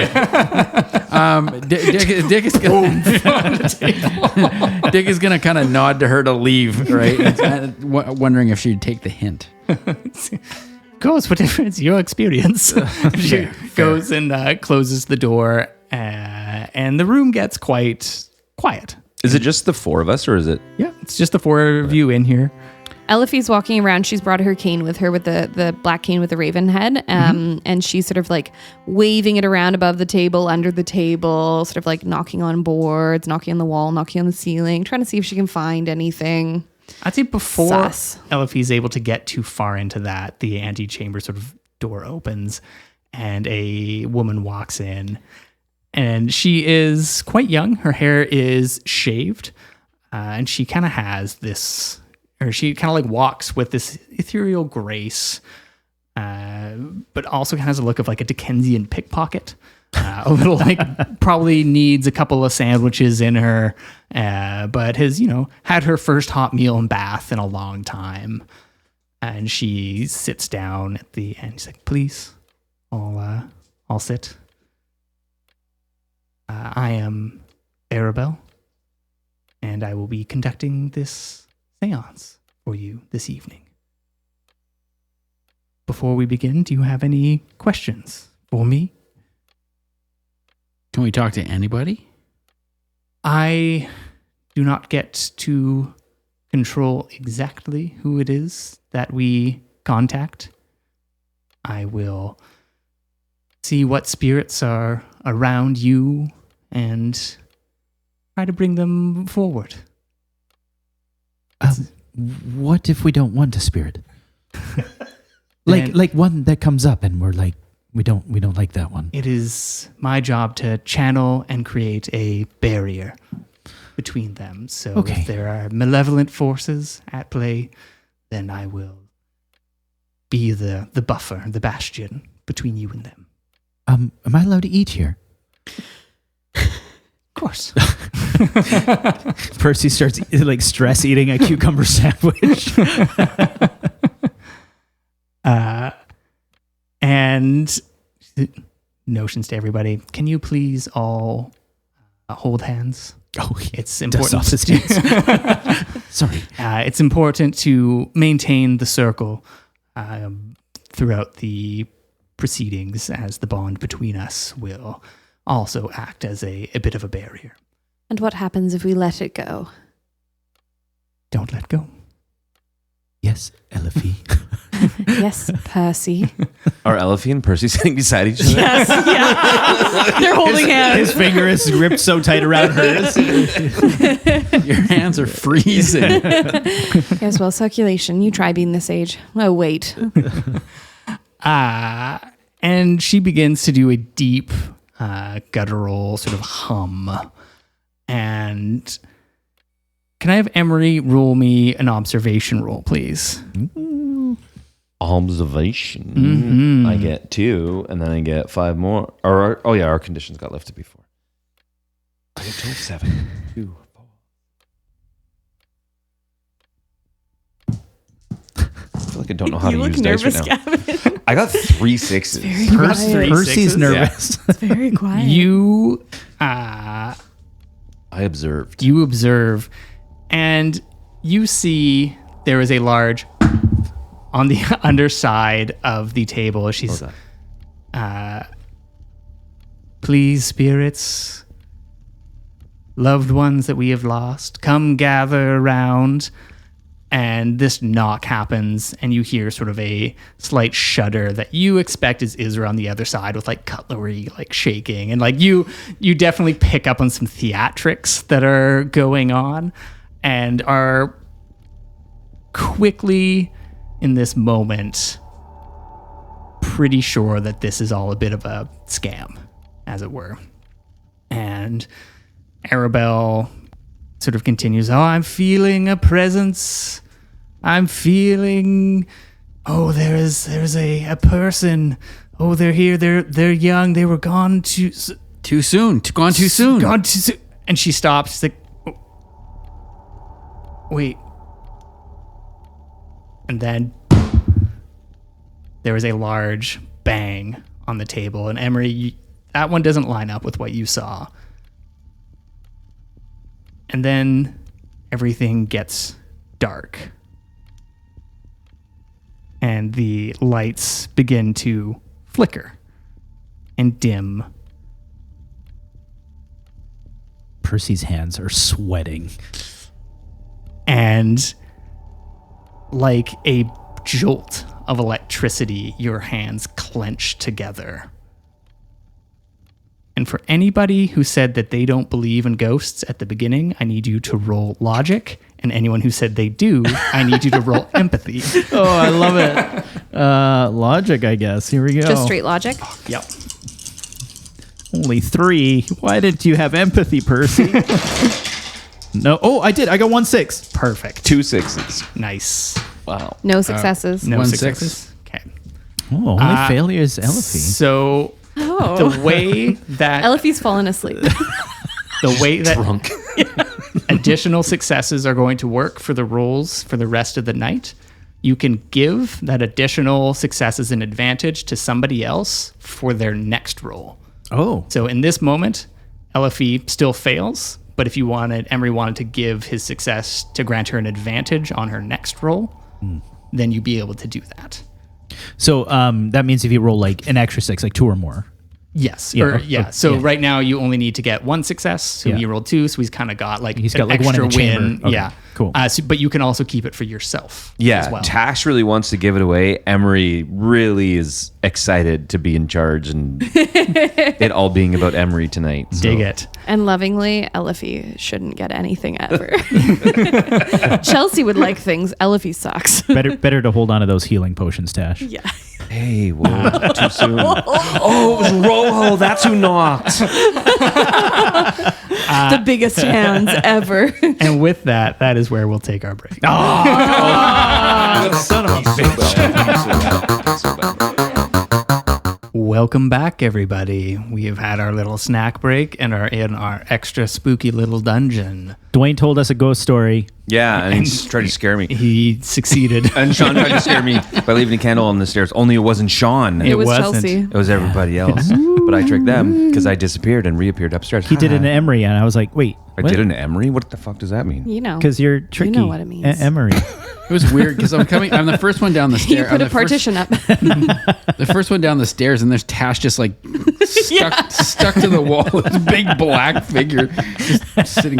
There was a candle sitting on the Pointing at the stairs that wasn't there before. I turn on the flashlight because I'm like, this is too dark. We just come from Brighton. I'm going to trip over a desk. And he's just pasted against the window. It was weird. He didn't say anything. Like, oh, hey, Dwayne, how's it going? Guys, don't go down there. Sean's having a seance. You could hear us coming down the stairs, but you're like, I'll wait until someone sees me first. That's a lie. I heard, oh, hell no. That's exactly what I said. Amazing. I'm so sad we missed Nope. it. That's great. I am not going down there alone. That's probably my instinct too. There isn't even security cameras in that section. Damn it. Damn it. Well, now you know what to do. Too good. All right. Anyway. The first thing I need is for you guys to open up the mystery box. The mystery box? Yes, the mystery box. ahead, Dwayne. This is going to be like a Jack in the Dwayne, Box. it's closest to your arms. I don't want to. Yeah, the one with the terrifying skeleton human person with a top hat. Looks like Daryl. And his other brother, Daryl. Inside of the box, there are notes that have your names on them. No. I have you. I'll just pull the one with my- Just grab the one with Character your name names or on people it. names? People names. Oh, it's even worse. No, do characters. I'm not playing Gavin. I'm playing Percy. It is associated with your characters. I just got a shiver. Gavin has a couple. What? Actually? Mine has a You've got- seal on it. You've got Here, a one. you first, Tash. I want 2 or 3 or. Oh, I just there's have real one seal. question. a real seal. Oh, you with got a seal wax. too? I Yeah. have a real No. seal. Oh, wow. You have to kill a One's seal? really big. No, you don't have to kill them. The other really big ones for also for Gavin? Oh, my God. That's No, I terrifying. don't want that. Just try to read your name and pull the one that. My wax seal is a partition. Weird. Next week, can we just play Goblin Quest or something? This book is horrifying. First of all, Yeah, Brianna found it. It just like showed up in my room one day. I was like, what the Love that. yeah, Like, number babe. Babe, number. what's going on? Sean's like, hell no. Yeah. It's not dolls, so we're good. This is cool. Yeah. All right, All right. Number so 1 and number 2. when I ask you, No. you will open up these notes, and inside of them there is some kind of prompt. What do you want us to do? Something with the prompt? Like it'll be very clear? It should be quite clear. That being said, I hope it's clear. You do not need to read them aloud to the table. But if you do need clarification, then we'll go from there. Can we your hand pause? in the air. Can we pause and appreciate that this is actually a wax seal It's stamp on amazing. here? I'm a Like, little sad about having to open this. Yeah. Sure. That is next level. And the penmanship is fantastic. Yeah, my name has never been written prettier. There we go. That's okay. That's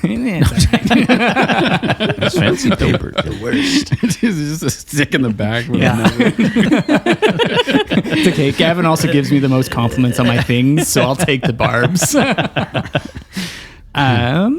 So the way that this is all going to work out is there are sort of certain sparks of scenes again that I have for each one of your characters. It's going to run kind of similar to the first episode, where it'll be fairly improv heavy, and we'll kind of move through the scenes.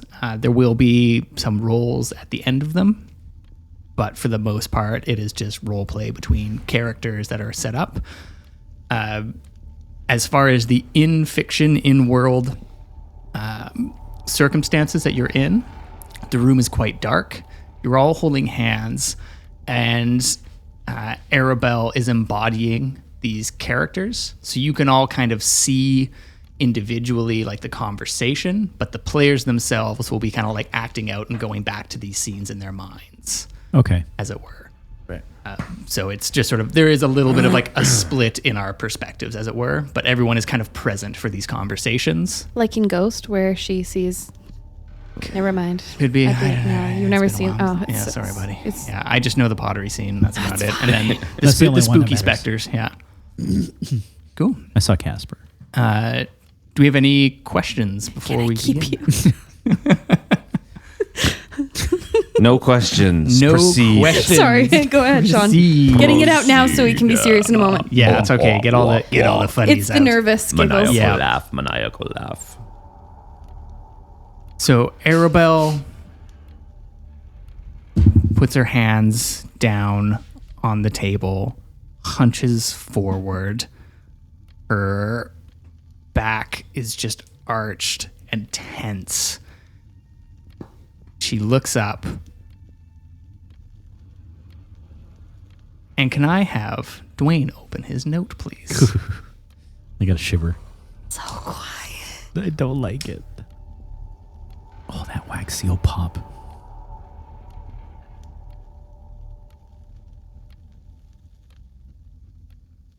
Yes. Good. Sounds good. I just, wanted to make sure.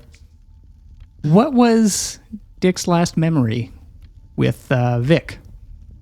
Was it a happy one or a sad one? What were the circumstances? I think it was a pretty happy one. Like it was one of connection. Where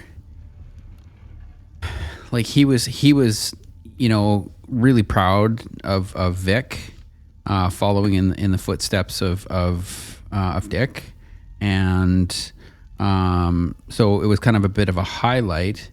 But he also was sort of fleeing from his job, and so it was kind of like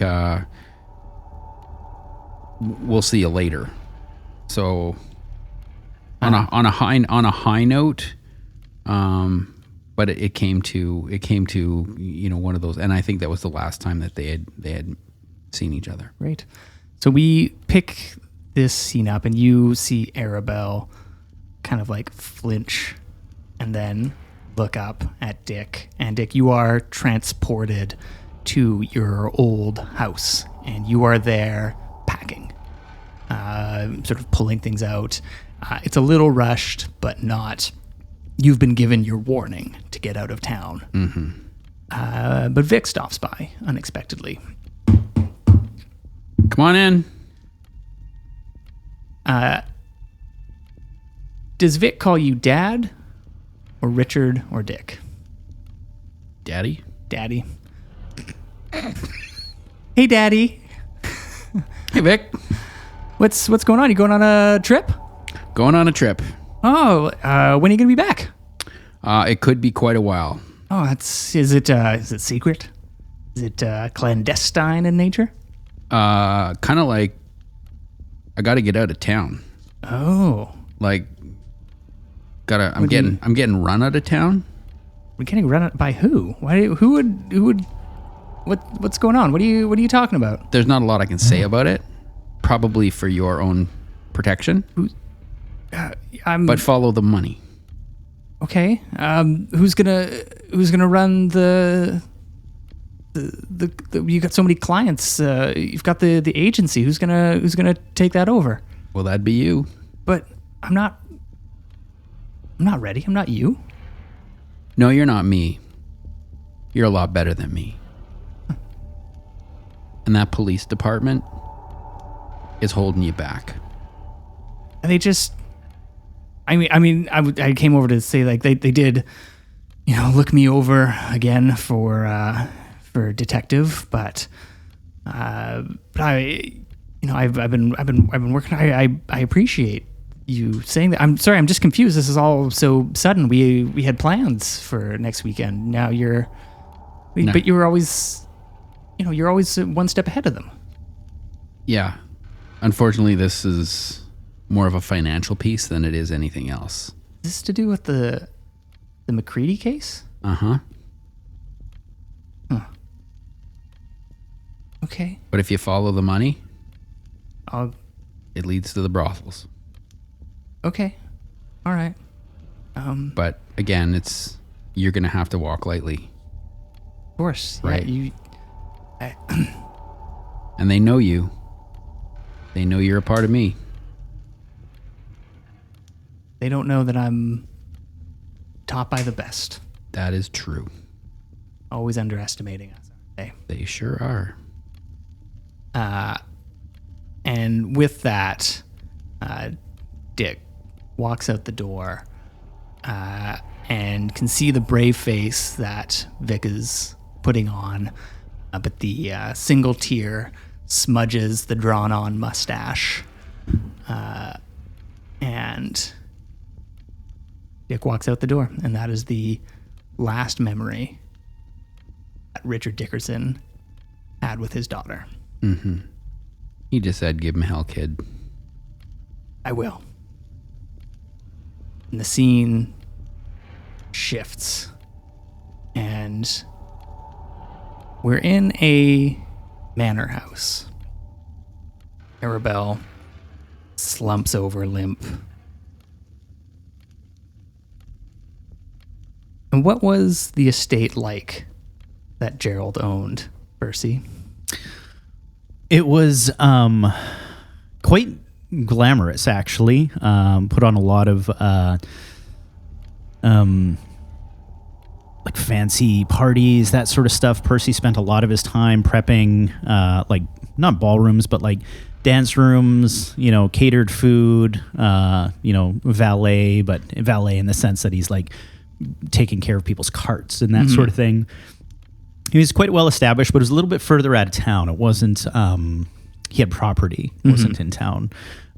So anytime there was supplies to get, it was always a bit of a trek. And that's why everybody would bring their carts and wagons out to these events. But it was also why it was the place to be, because we wouldn't have to deal with any sort of authority if things got out of hand.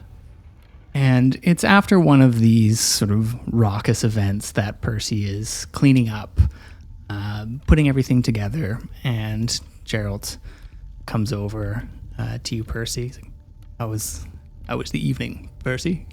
Oh, well, yes, Mr. Gerald, sir. It was lovely. Did you have a good time? I did. I just wanted to say thank you for all of your hard work. You've taken to the job extremely well. I appreciate your attention to detail and rigor. It's Percy kind of like stands up straight and puts his arms behind his back, and he's like, "Well, yes, thank you. It's my pleasure." Yes, it's excellent. And he sort of like straightens out your tie a little bit. He's like, we're going to have to get you a new suit, one that fits you a little better. It'll be on me, of course. Oh, well, thank you, sir. Don't trouble yourself over me, though. It fits just fine. Percy, you're absolutely worth every dime. Thank you, sir. I appreciate that. And with that, he sort of sets off and is uncharacteristically, or I guess is helping out with cleaning and getting everything in order. Gerald is not a sort of hoity-toity person. He's sort of believes in sort of rolling up your sleeves and assisting as well. And that's when Percy hears a knock at the door, the front door. Oh, I'll get that, sir. Thank you very much. It's weird. Shouldn't be expecting any guests. Maybe someone trouble with their cart. Perhaps. Percy, you open the door, and there is a woman standing out there. She's out in the pouring rain. And to everyone inside of the room, water begins to fall inside the room. Hello? Yes, hello, ma'am. Please come in out of the rain. I didn't realize the weather had turned so awful. Thank you. It's quite cold out. Do you have something for me? Yes, of course. Please. He takes her wet coat and hangs it up and tells her to have a seat, just kind of like at one of the armchairs in the entranceway. Yeah. And goes up to Gerald and says, Mr. Gerald, so if I may interrupt, a woman here seems to be out of the cold, relatively well dressed, doesn't look disheveled or anything. She asked if we had anything for her. May I bring her a cup of tea? Of course, yes. Tend to her. I'll be with you in a second to see what. Thank you, sir. Yes. And Percy scurries off quickly. This woman is standing in the lobby. Her sort of like bright red hair is drenched sort of on her side. She is sort of porcelain white skin. Thank you. You're too kind. When Percy comes back, like, he was a bit taken aback just with the situation, like, quickly helped her. He's like, I got a job to do. And now when he's walking back holding this tray of, like, tea and a biscuit and something, he's like, takes her in a little bit more and is, like, immediately sort of struck. You know, he's just kind of, like, pauses. He's like, right. And he almost forgets what he's supposed to be doing. Yeah. And he's just kind of standing there with the tea. And she sort of takes, the blanket and, like, kind of puts her hand up to the side of Percy's face and kind of gives it, like, a slight caress. She's like, thank you very much. And her hands are just ice cold in this moment. But you feel yourself just drawn to her in this instance. Thank you very much. This kindness among strangers is rare in these days, wouldn't you say? Yes, well, you've come to the right place, then, if that's what you were looking for. That is... I am glad to hear that. You have fire, Mr. Oh, Percy Ashford. Ashford. Sorry, what did, My name is Madeline. Madeline.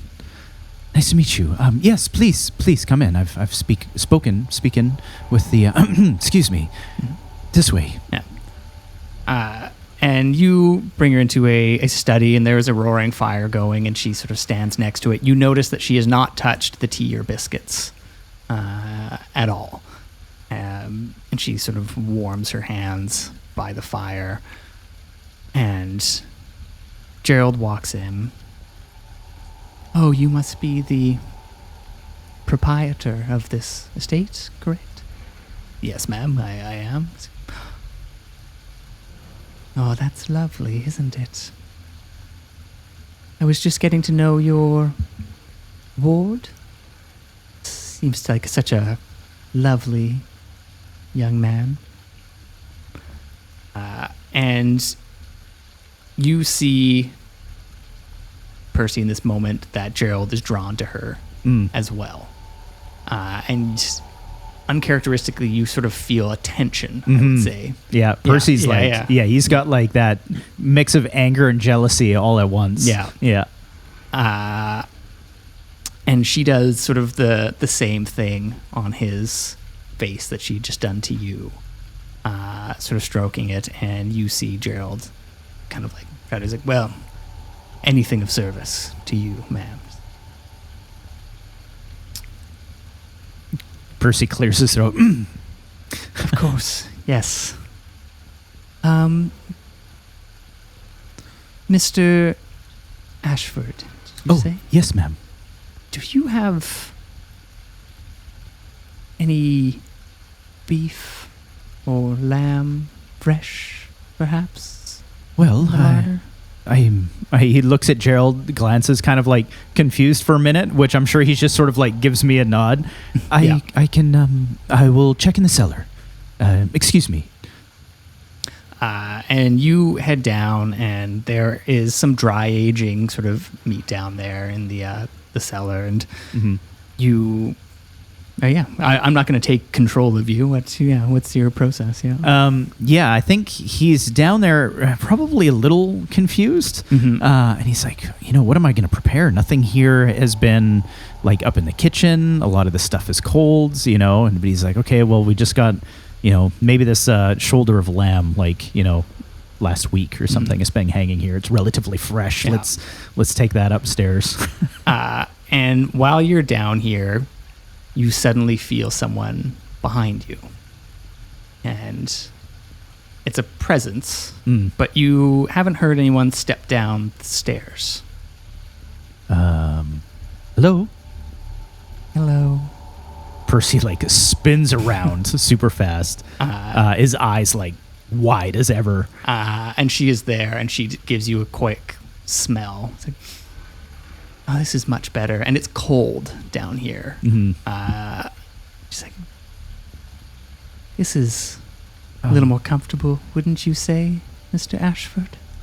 Well, And she's close. he's like, Yes, it yes, quite comfortable. He's lying through his teeth. And she grabs your hand and licks the blood off of it. And we will move over. Oh boy. What the fuck? Percy, you scandal. Was I supposed to open one of these? No, I will let you know.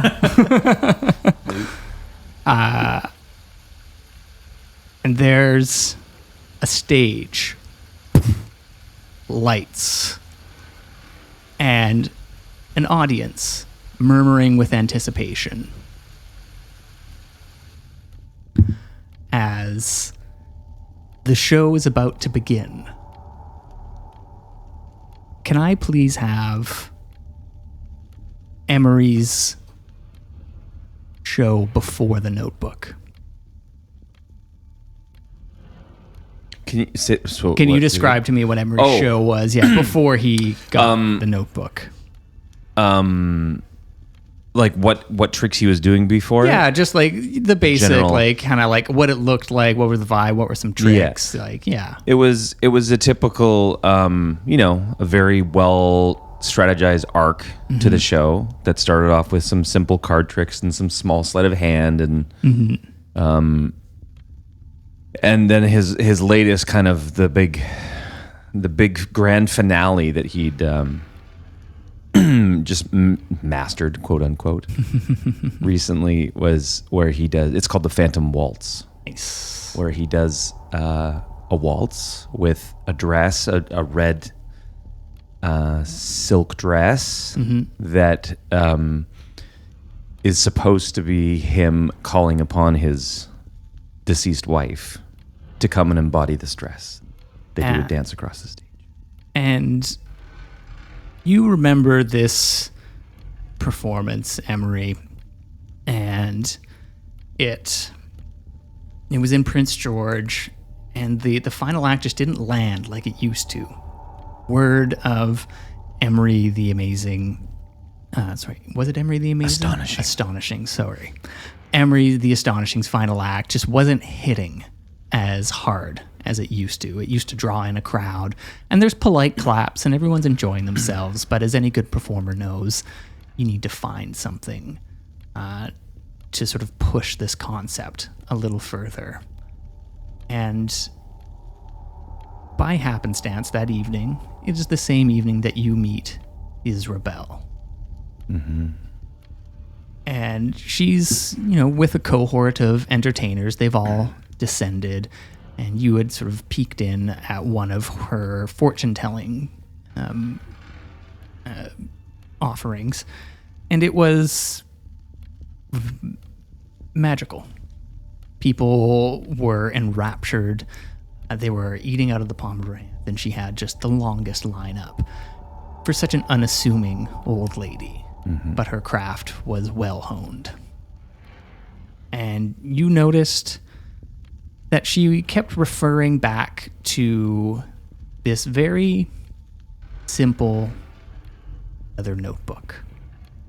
And you caught a glimpse inside of it, and there were some pages that you quickly kind of recognized and some other sort of things that you didn't, but you thought it would be a fabulous prop, perhaps. Or I can't exactly say what it is that you thought in that moment.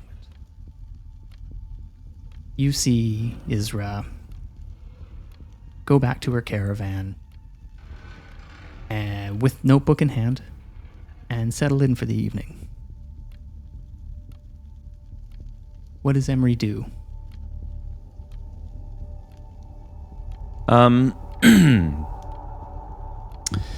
He's really curious by her because what he noticed about her performance, as he would see it, is that it didn't feel like a performance. There was no fancy lights, there was no orchestra, it was just her, and he was a little bit enraptured by her, really. So I think he wanted to kind of study her and see maybe this is just her act, and she's going to go in and she's going to peel off these layers and take down her hair and be something different. And he just continued to sort of observe her from a bit of a distance, Yeah. hiding behind some bushes. Yeah, and you see this old lady, and she's, she has quite a hefty coat, but continues to hunch over and sort of makes herself a kettle of tea, presumably, and settles in. She puts the notebook down on a shelf next to the window and sits down in a quite lovely chair in this caravan. It's a caravan on wheels. It's not particularly large, but you see her sort of opening a sort of smutty book and just kind of chuckling to herself as she sort of settles in for the evening. He would continue to get a little bit, or maybe leading up to this and pulling all this in, he has moved up closer and is, just trying to look around the caravan, see as many details as he can, and try to understand who this lady is. There aren't a whole lot of details. You do notice on the front door that there is a chalk triangle drawn on, and there are some subtle sort of woodworking words, runes carved into the side of it. They don't really mean anything. They're sort of a little more ornate than you would expect for this kind of caravan and this kind of place. His imagination is running a million miles an hour, but he, for some reason, doesn't, as much as he loves to just sit down and gab with people, he doesn't feel that's the move here. So he gets up closer. She's not noticing him or being disturbed at all. So he gets up as his face is almost in that open window. Yeah. And in that moment, she closes her book, and Emery thinks that he's been caught. Instant. But she goes and gets up, turns down the oil lamp, or she sort of picks it up, shuffles over to her cot, and then turns the light out as she goes to sleep for the evening. He reaches in and grabs the leather notebook that she had with her. You open up the window, and a sort of draft of air comes out as you grab it, pocket it, and you are gone. Can I have everybody roll me logic or empathy, please? Ooh. Do we know anything about the situation, or just whichever we're feeling in this moment? It's whatever you're feeling in this moment. All right, I'll give it to you. empathy. Yeah. 3 sixes. 3 Holy sixes. shit. Nice. Roll that extra. 0 for Percy. Don't forget, you already took a mental condition. Yeah. So you always need to 2 reduce. sixes. Yeah, there you go. Anybody who passed takes no mental conditions. Anybody who failed is going to take 1. Ooh. Does my new thing help me though? Robust. What does it say? Ignore penalties for physical damn it. So I can carry 1 success over Yes, because either I got 2. yes to yourself or to somebody else. Remember that if you have been given a advantage or what have you, just to keep track of those. Am I taking angry, frightened, or hopeless? You can choose. So these are all narrative prompts for how you're feeling. I will also allow, these are role play prompts. So if there's something that feels a little more appropriate to you, so long as it's not broken, you can kind of fill in the blank. I feel like in the moment Percy's having right now, hopeless is close. It's not it totally, but I'll circle hopeless. Great. Elofe noticed that after it started raining, and I just have a clarifying question. We noticed it started raining. Are we hearing what the others are hearing, or entirely? So anytime it's a conversation, you are hearing that conversation words, as not it's brought forward. We're just not seeing the setting. So we would have heard the voice say yeah. do you have meat and stuff like that? Yes, Yeah. Okay, you would have kind of perfect. heard that component. Yeah. Elofe noticed that when it was sort of Percy's time, that his hand got very clammy, and he seems to be a little more with her right now. Mm-hmm. So she's going to hold his hand a little tighter and give it a little shake, and she's going to say, "It's all right, Percy. We'll be back at the castle in no time." And she's going to give you her Oh, thank you. Yeah. Oh, that was nice of Elofe for a moment. for a moment. Percy like just quietly squeezes her hand back. And we pick back up with Percy. Ooh.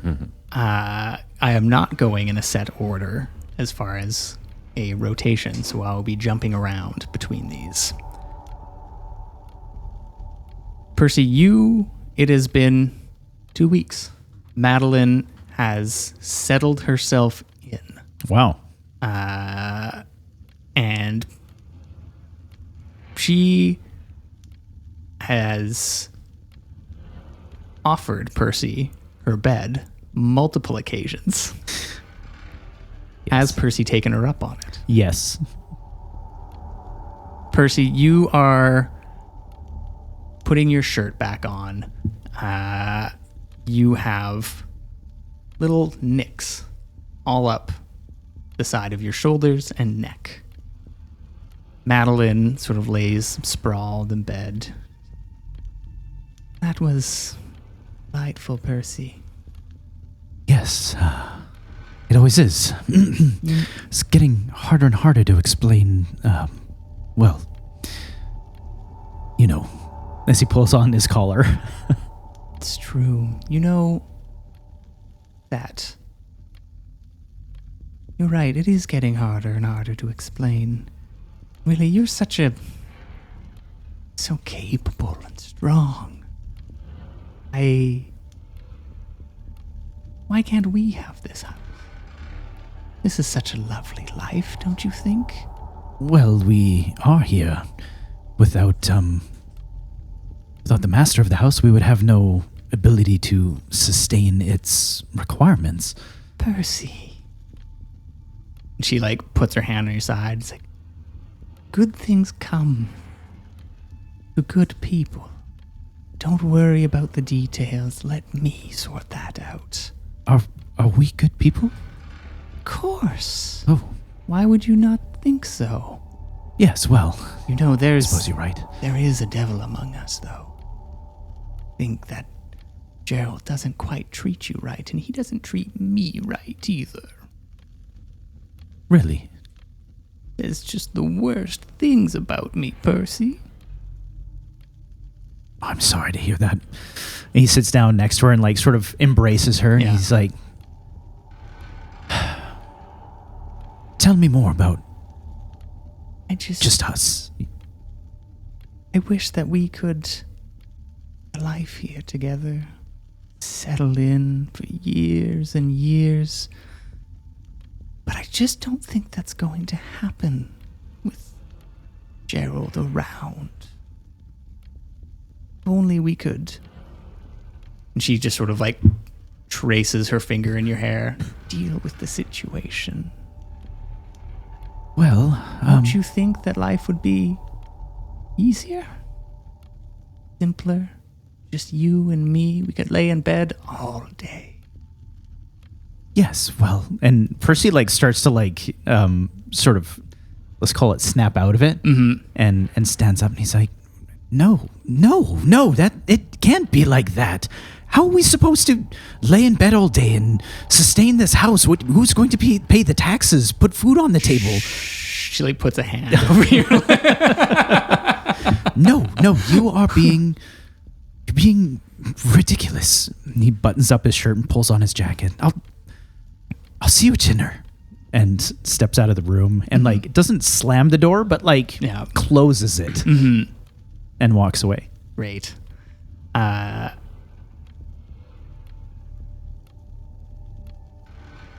And we shift over to a wooded glade. There is a pale figure who stands at the edge of it, the dark wood. Their back is turned inwards. And Elofe, you can see clearly on an unfinished chalk triangle, quickly scrawled on the back of their jacket, sprayed in blood. Tash, can I have you open your note, please? What? What the fuck? But it's not, but it's...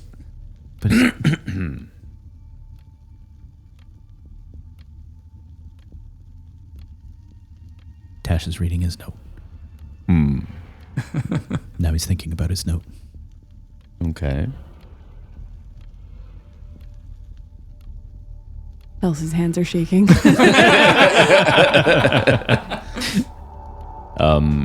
I just Just roll with it. roll with that? Yeah.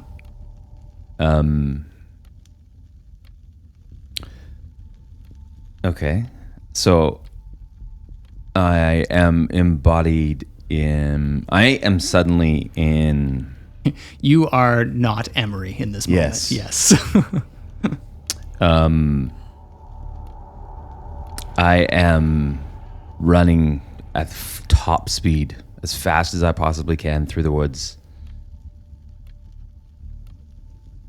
in pure terror, and I don't even know what it is that I just witnessed, but I need to get away as much as I can. And then this splitting pain takes over my body.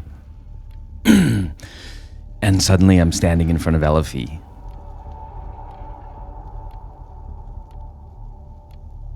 What? Why are you here? Alistair? Yes, it's Alistair. Where are we? When are we? What do you mean, when are we? Don't know. Are we in England? Where else would we be? I think Elofe has a moment where I think she remembers she's at a seance. She says, "Am I about to watch you die?" Well, I should hope not. Are you in battle? We were. And she's going to reach out and she's going to do a very un-Elofe thing, and she's going to pull him into a desperately tight hug. And she's going to say, "I'm so sorry." And Alistair, you realize that you have been clenching onto something in your left hand. And you feel, and when you embrace Elofe, you notice he is deathly cold. You feel that his left hand is clenching onto something, his right hand is gone.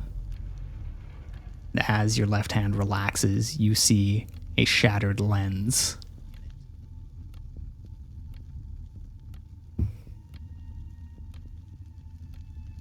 What's happened? And Alistair, you know that you are at the end of the line in this moment. It's taken us all. It knew us.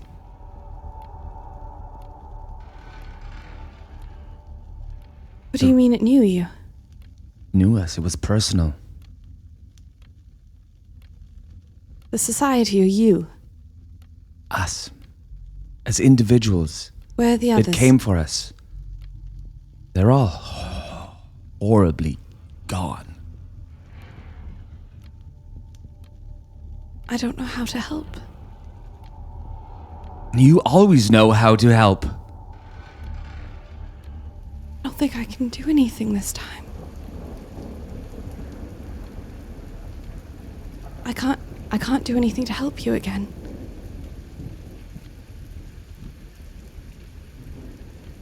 Then I'll die. Like the rest. And you feel Alistair disappear from your hands in this moment.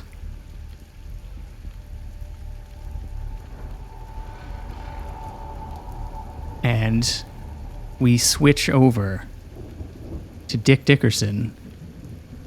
Not sure if they're asleep in the moment. But Dick, you are standing outside of a rocky cave. There is snow on the ground and a trail of blood heading into it. It's cold, mountainous, and not anywhere near Victoria. Chelsea, can I have you open your note, please? This is messing with my head. This is fucking cool. Dick puts on his knuckle dusters and pulls out his revolver. At the table. Yeah. Okay.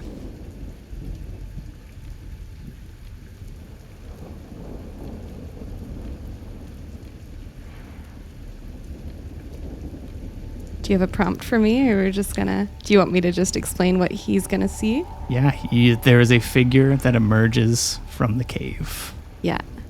From the dark, you see a slight figure with a rifle thrown over her shoulder, and a hat pulled low over her eyes, and she tips it up. And as she does, she's coughing, and she's coughing into a handkerchief. And the handkerchief comes away, and it's got blood on it. And she sees you, and she pauses, and she goes, "Well, now why would you, of all places, be all the way out here in the Appalachian Mountains?" I don't know. It's a good place to be. I know who you are. Seen your portrait on your daughter's wall. Son? Child. Yeah. Your child's wall. What brings you way out here? A hunt. Long one. In a few years. First hunting me, then me hunting them. A lot of blood. Yeah. Should have seen the other guy. Yeah. Tell me about the other guy. I don't think that's why you're here. I think you got questions, or maybe you got an answer. I don't think I got either. I'm sorry about Vic. Yeah. Vic shouldn't have died. Part of the job. Could be worse. Could it? Yeah. Than losing your child? I don't mean for me. I meant for Vic. For Vic. Yeah. Being chained behind a desk. True that. I didn't... I didn't want Vic to die. I didn't choose that. No, sometimes circumstances just happen. Do you want to tell me what happened? We were running from a raging fire. And Vic died, but I didn't choose that.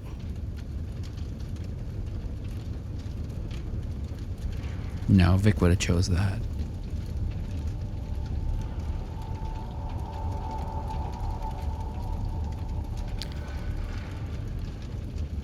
Do you know why we're here? We're hunters. Yeah, we are. And with that, the scene shifts. We are outside. Atop a lighthouse. There is a woman that stands next to you, Elofe. She's young, pretty, with her hair tied up behind her head. She looks forlornly over the ocean.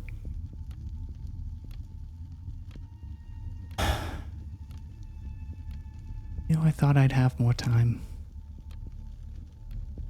We always do. I always tried to help, be in the right place. You just can't always fix them, can you? No, we can't. She turns to you. Blood smear on the side of her face. This job has a cost, doesn't it? Does, an awful one. They still think about you all the time. Percy especially. Tell them I miss them. You carry a burden. And see it on your face. I do. One I'm glad to take, though. One that you don't have to. And we switch over.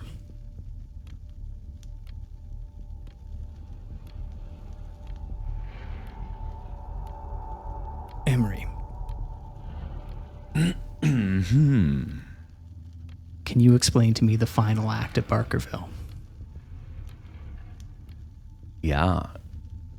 Emery was doing several shows, like night after night in Barkerville. Mm-hmm. And the previous night was pulling off the big grand finale, the Phantom Waltz, and something went wrong with her apparatus, a bit of like a stage miscue or whatever, and the audience saw the wires and the mirror behind and the trick lighting and everything, and it just kind of all went sideways. So he decided, in order to recover things, that he needed something desperate. So when he was in his hotel after the show, he pulled out that notebook that he'd stolen from Ezra and started flipping through. He remembers seeing some sigils and stuff in there and knew there must be something that he could find. And you find a few passages that have, some passable Latin in them. You feel like you could probably sound them out well enough, and there's an ornate stage display of instructions on how to write some sigils, and it all looks quite fantastical. Yeah, so he set up to do that. Didn't really know how to introduce it, didn't know what was going to happen. It just, for whatever reason, felt like it was very legitimate, and it would be something. Yeah. And you find the appropriate supplies. You're on stage, and the audience is quiet. This isn't quite how you remember it, but you run through the incantations, you go through the process, but this time nothing horrible happens. You just put your hands up, awaiting your applause, and the audience still stands incredibly silent, staring back at you. And then there is one figure who stands silhouetted in the back as they slowly begin to walk from the audience, slowly clapping. And then the audience begins to clap, and it coincides, almost like the marching of soldiers, but they are all clapping in unison. And they are cheering, and then the cheers turn to screams as the figure steps into the light. Well, Mr. Finch, never had chance to thank you. And you feel yourself back at the seance parlor, and you see Arabelle in this moment speaking to you, but you know that it is not her speaking in this moment. And her head sort of creaks to the side. I must tell you that I appreciate you allowing me out here. If you want, I can snap this one's neck in a second, this pretender to your throne. If that's what you like. It's not. Oh. Forever the hero. It's trying to save face. Of course. I can respect that. If it's not death you want, do you like... can orchestrate you to at least know your friends a little better. And perhaps give you...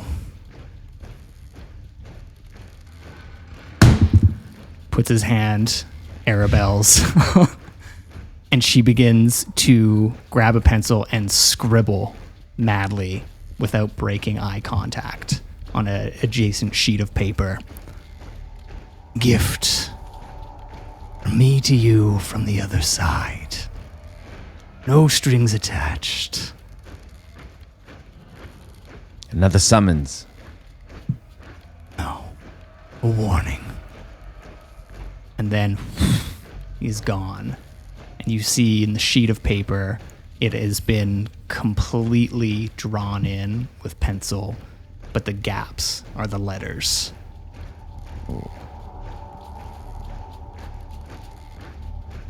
Do you leave it there or do you read it? He'd read it. When fletch-eyed fools will set their board, one move from gold, one breath from ruin, the knight dulled his blade on the devil, while the queen took her leaf. And the bishop buries his flock in a grave built on greed. The rook stands silent in your house, blood-stained and guilty. All as the gilded pawn crawls along the board, crowned as king in stolen might. Don't worry about writing this down, Chelsea. I'll give it to you guys. Yeah. Faster, Thanks. Chelsea. I started, I was like, once. Never mind. Yeah, no, there's a lot here. Thank you. Yeah, it is just this poem that has been written just for you in negative space. And we shift. Where did Percy go after that conversation with Madeline? He went to talk to Gerald. You find Gerald drunk in the study, disheveled. Sorry to interrupt, sir. Are you okay? She appears to have picked a favorite, Mr. Ashford. Yes. Well, that was no disrespect to you, Mr. Gerald, sir. I do feel that perhaps this has been all a big mistake. But even as I say it, half the words feel like a lie coming off my own tongue. I agree. It is a mistake. Chose you over me. It's not what I intended, sir. You are... And he sort of stands up and gets close to you. You can smell sort of the liquor on his breath as he sort of like taps a finger on your shoulder accusingly. Not what you want, it's your actions that matter. Not what you intend. You're right, sir. It is my fault. I shall take the necessary steps to address it. And he slumps defeated. Do as you will. Back in the chair.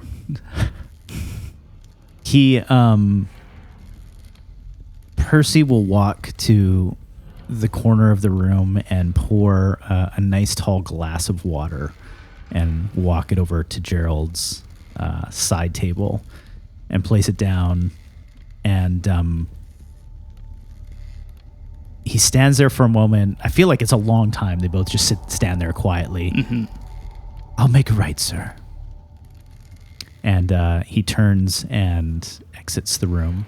And you just leave, and he is sort of like flicking the edge of the glass. Like a ding, ding. Not drinking it, but just sort of absent-mindedly.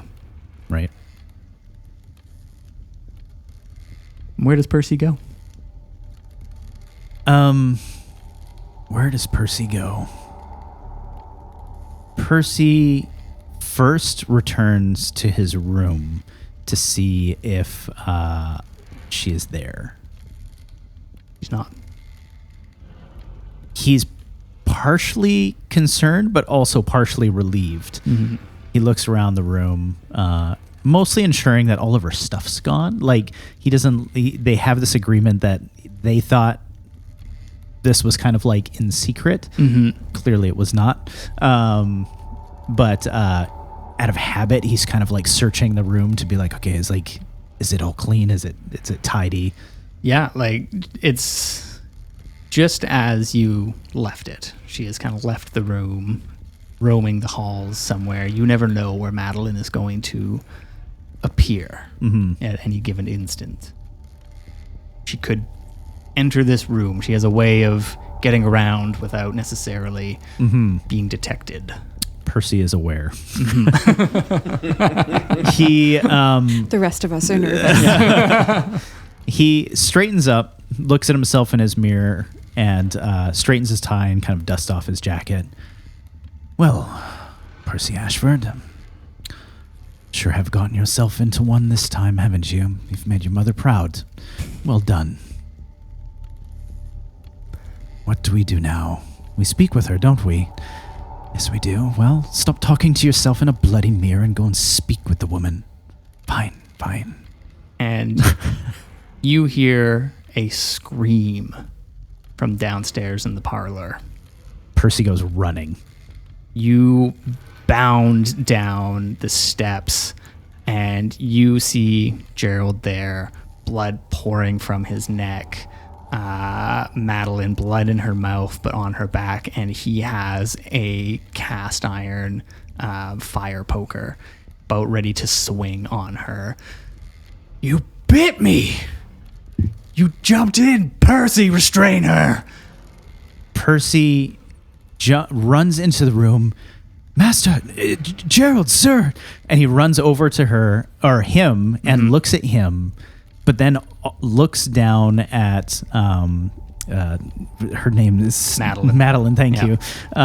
Looks down at Madeline. Percy's going to hurt me. And don't let him hurt me, Percy. She was hurt, right? Like Yes. she was stabbed or No, something? he was about to. She's got blood on her face, but it's hard to tell what's hers, what's his. Yeah. It's a mess right now, but it is pouring down the side of his chest as well.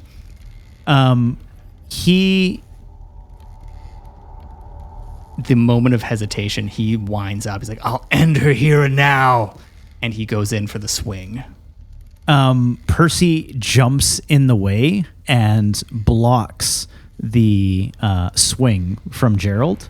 You stand there arm in arm, sort of fighting the weight and strength of him. He seems a little more frail in this instance, clearly not having looked after himself. But you see rage and betrayal in his eyes as you are locked in. So you're with her. You're drunk, sir. Give me that. And he gives him a gut punch and tries to pull the iron out of his hand.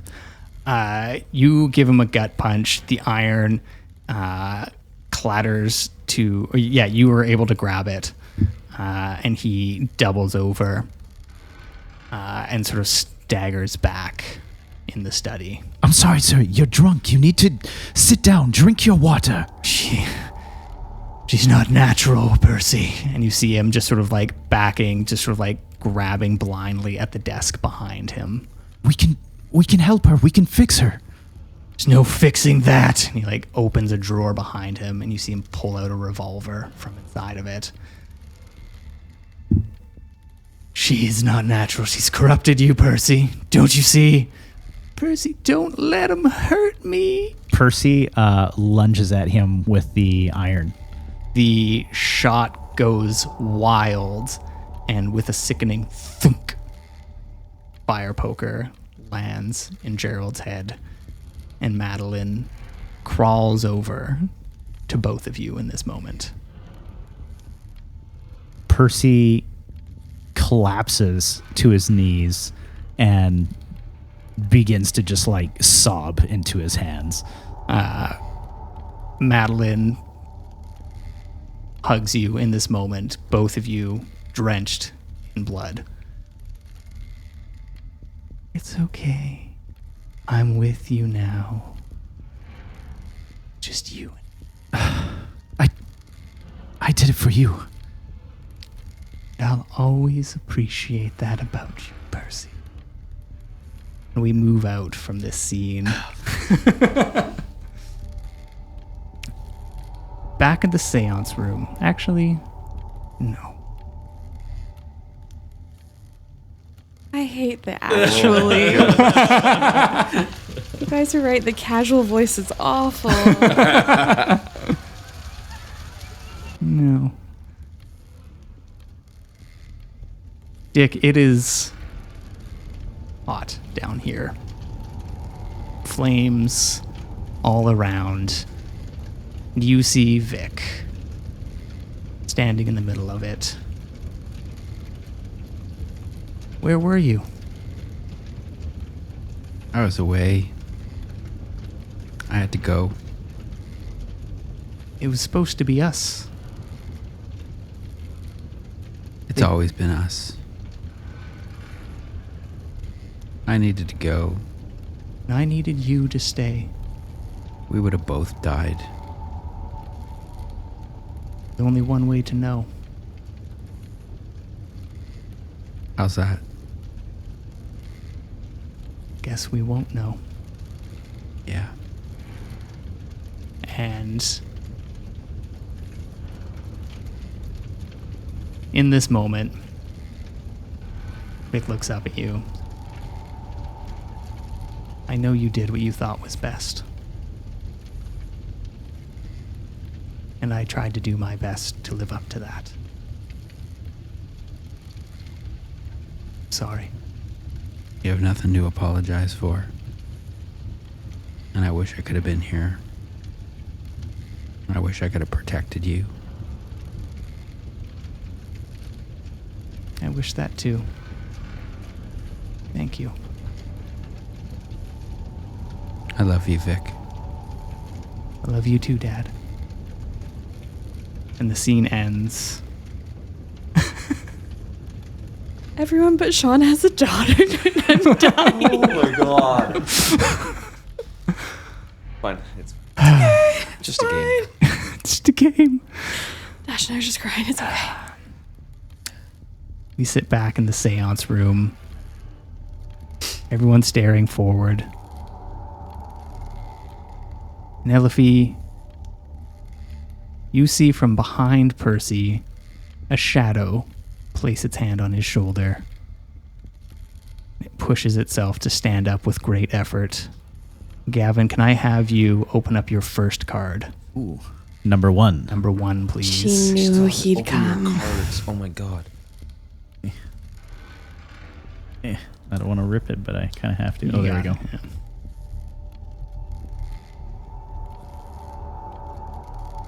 No way.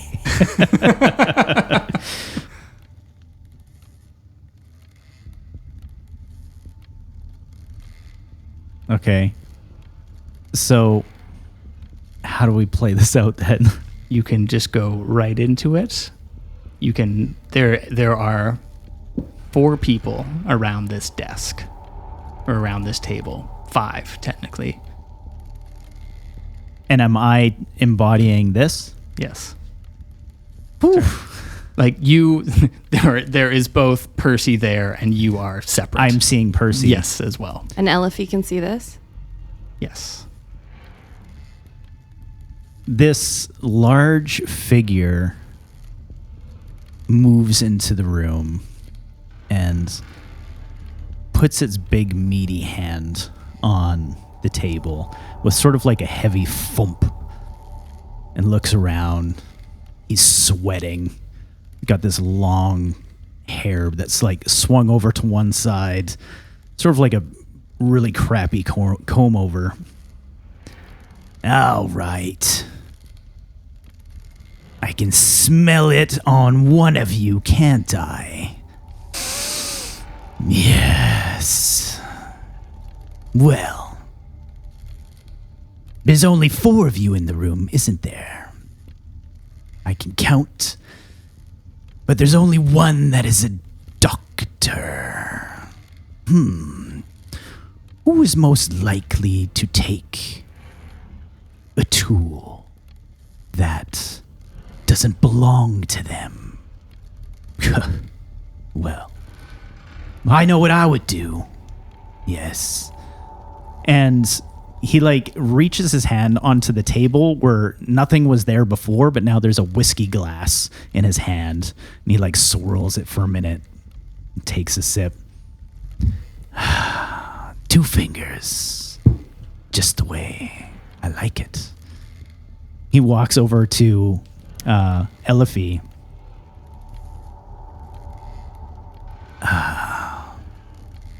The doctor. Am I right? Butcher? And you know me how? What do you mean? It's me. Gavin, can you open note number 2, please? Oh, no.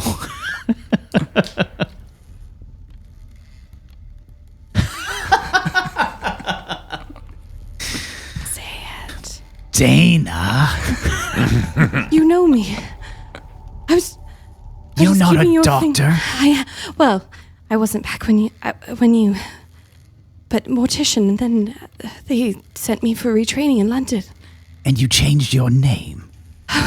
Of course, it's brilliant because I could come back and search all the corpses, and no one would know me. I could get anywhere I wanted, to the hospitals, anywhere. Elofe Fleischman, Butcher, Elofe. Yes. Revenge of the Butcher. And he reaches into the bag. I'm assuming he finds what he's looking for Absolutely. and pulls it out and lays it on the table. And leaving old Butcher behind, you thought you'd just take this little memento with you. Not taken, we traded. Remember, I gave you the light and you gave that to me. You told me to take it. The with me. lights in which I disappeared into the cave that you were probably well aware of that I would not return from. Well, of course, because you were. Of course. You were supposed. Well, of course, because you were supposed to have the world snake in you. Remember, we thought that you had the world snake. Did you? You had the world snake, right? Of course I did. Yeah. You did the right thing, Dana. You didn't have the world. No, he was leaning into the lie. You had the. It was all right because that was what we were supposed to do. If that's what you want to believe in order to help you sleep at night, then you made the right choice. What do you mean if that's what I want to believe? Well, I sat there with my lantern, waited for someone to return, and the oil burns and burns until, well, you can see me as I am now, can't you? I know, but I couldn't help Do you see a you. world snake in me, Dana? Do I look like a snake to you? Or do I just look like Butcher? You look like Butcher. You look marvelous. The rye is in the bag. Your favorite rye is in the bag, and the vials. I have the vials there too. I have your gem. We can just go back to the way things were. Yes, of course we could. I'll just step out of this table and make everything right. No problem. He pulls out a seat and sits down into it. Continue, please. Don't mind me. You never have. No, what do you mean I never have? It's all I've done.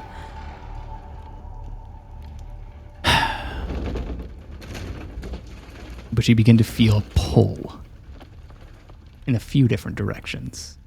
Temporary. Butcher does? Butcher does. Okay. Yeah. So Oh, I keep getting pulled in a different you direction? just feel being pulled away Oh, in this moment. okay.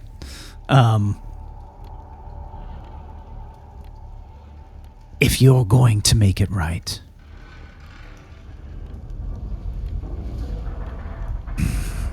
you will need this. And he slaps the cleaver back down on the table in front of her. You walked away from me, Dana. I won't forget that. You did help me until it mattered. I hope you can do better the second time. I will, darling. I'm so sorry. Don't be sorry to me. I'm already gone. Protect those that you love. I've been trying.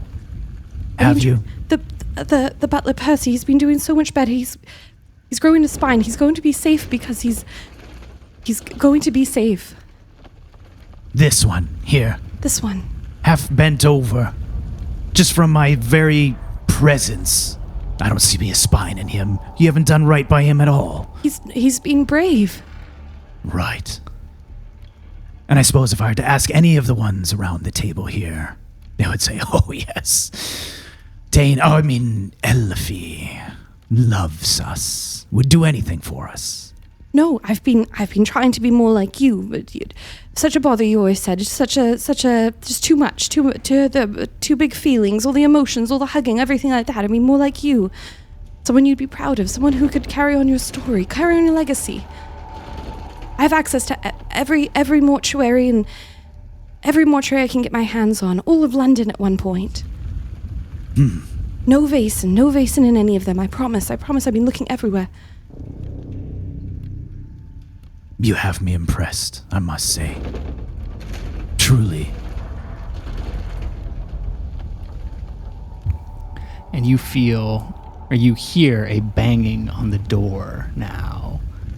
Boom, boom. A rattling. Butcher, you feel yourself moments from the void being pulled away. You hear muffled shouting. It would seem my time here is limited. Where are you going? The same place you left me in the first place. Remember the words you've spoken here. Treat them as a way you hoped you could have treated me, continued to treat me. I haven't forgotten, Dana. The good or the bad. I'll be watching. With that, the door bursts open. And you can see Isra in there. A bloody palm and a sigil on the doorway that has been scrawled. A protective rune with triangles. As she is banished.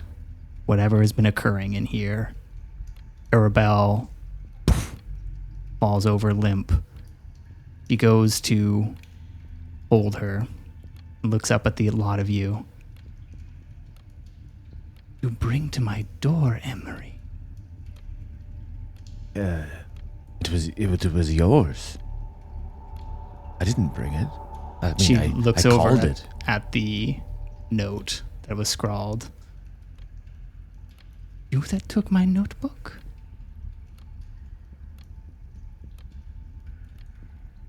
Yes, took it, but Not heed the warnings, Emery.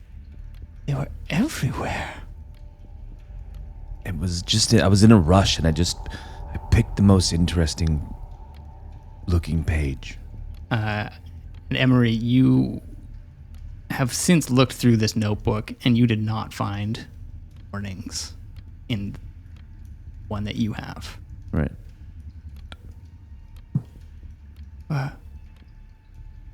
Leave. Get out, all of you. Go. I said go. You can have it. You can have the book back. I want the book. She spits on the ground.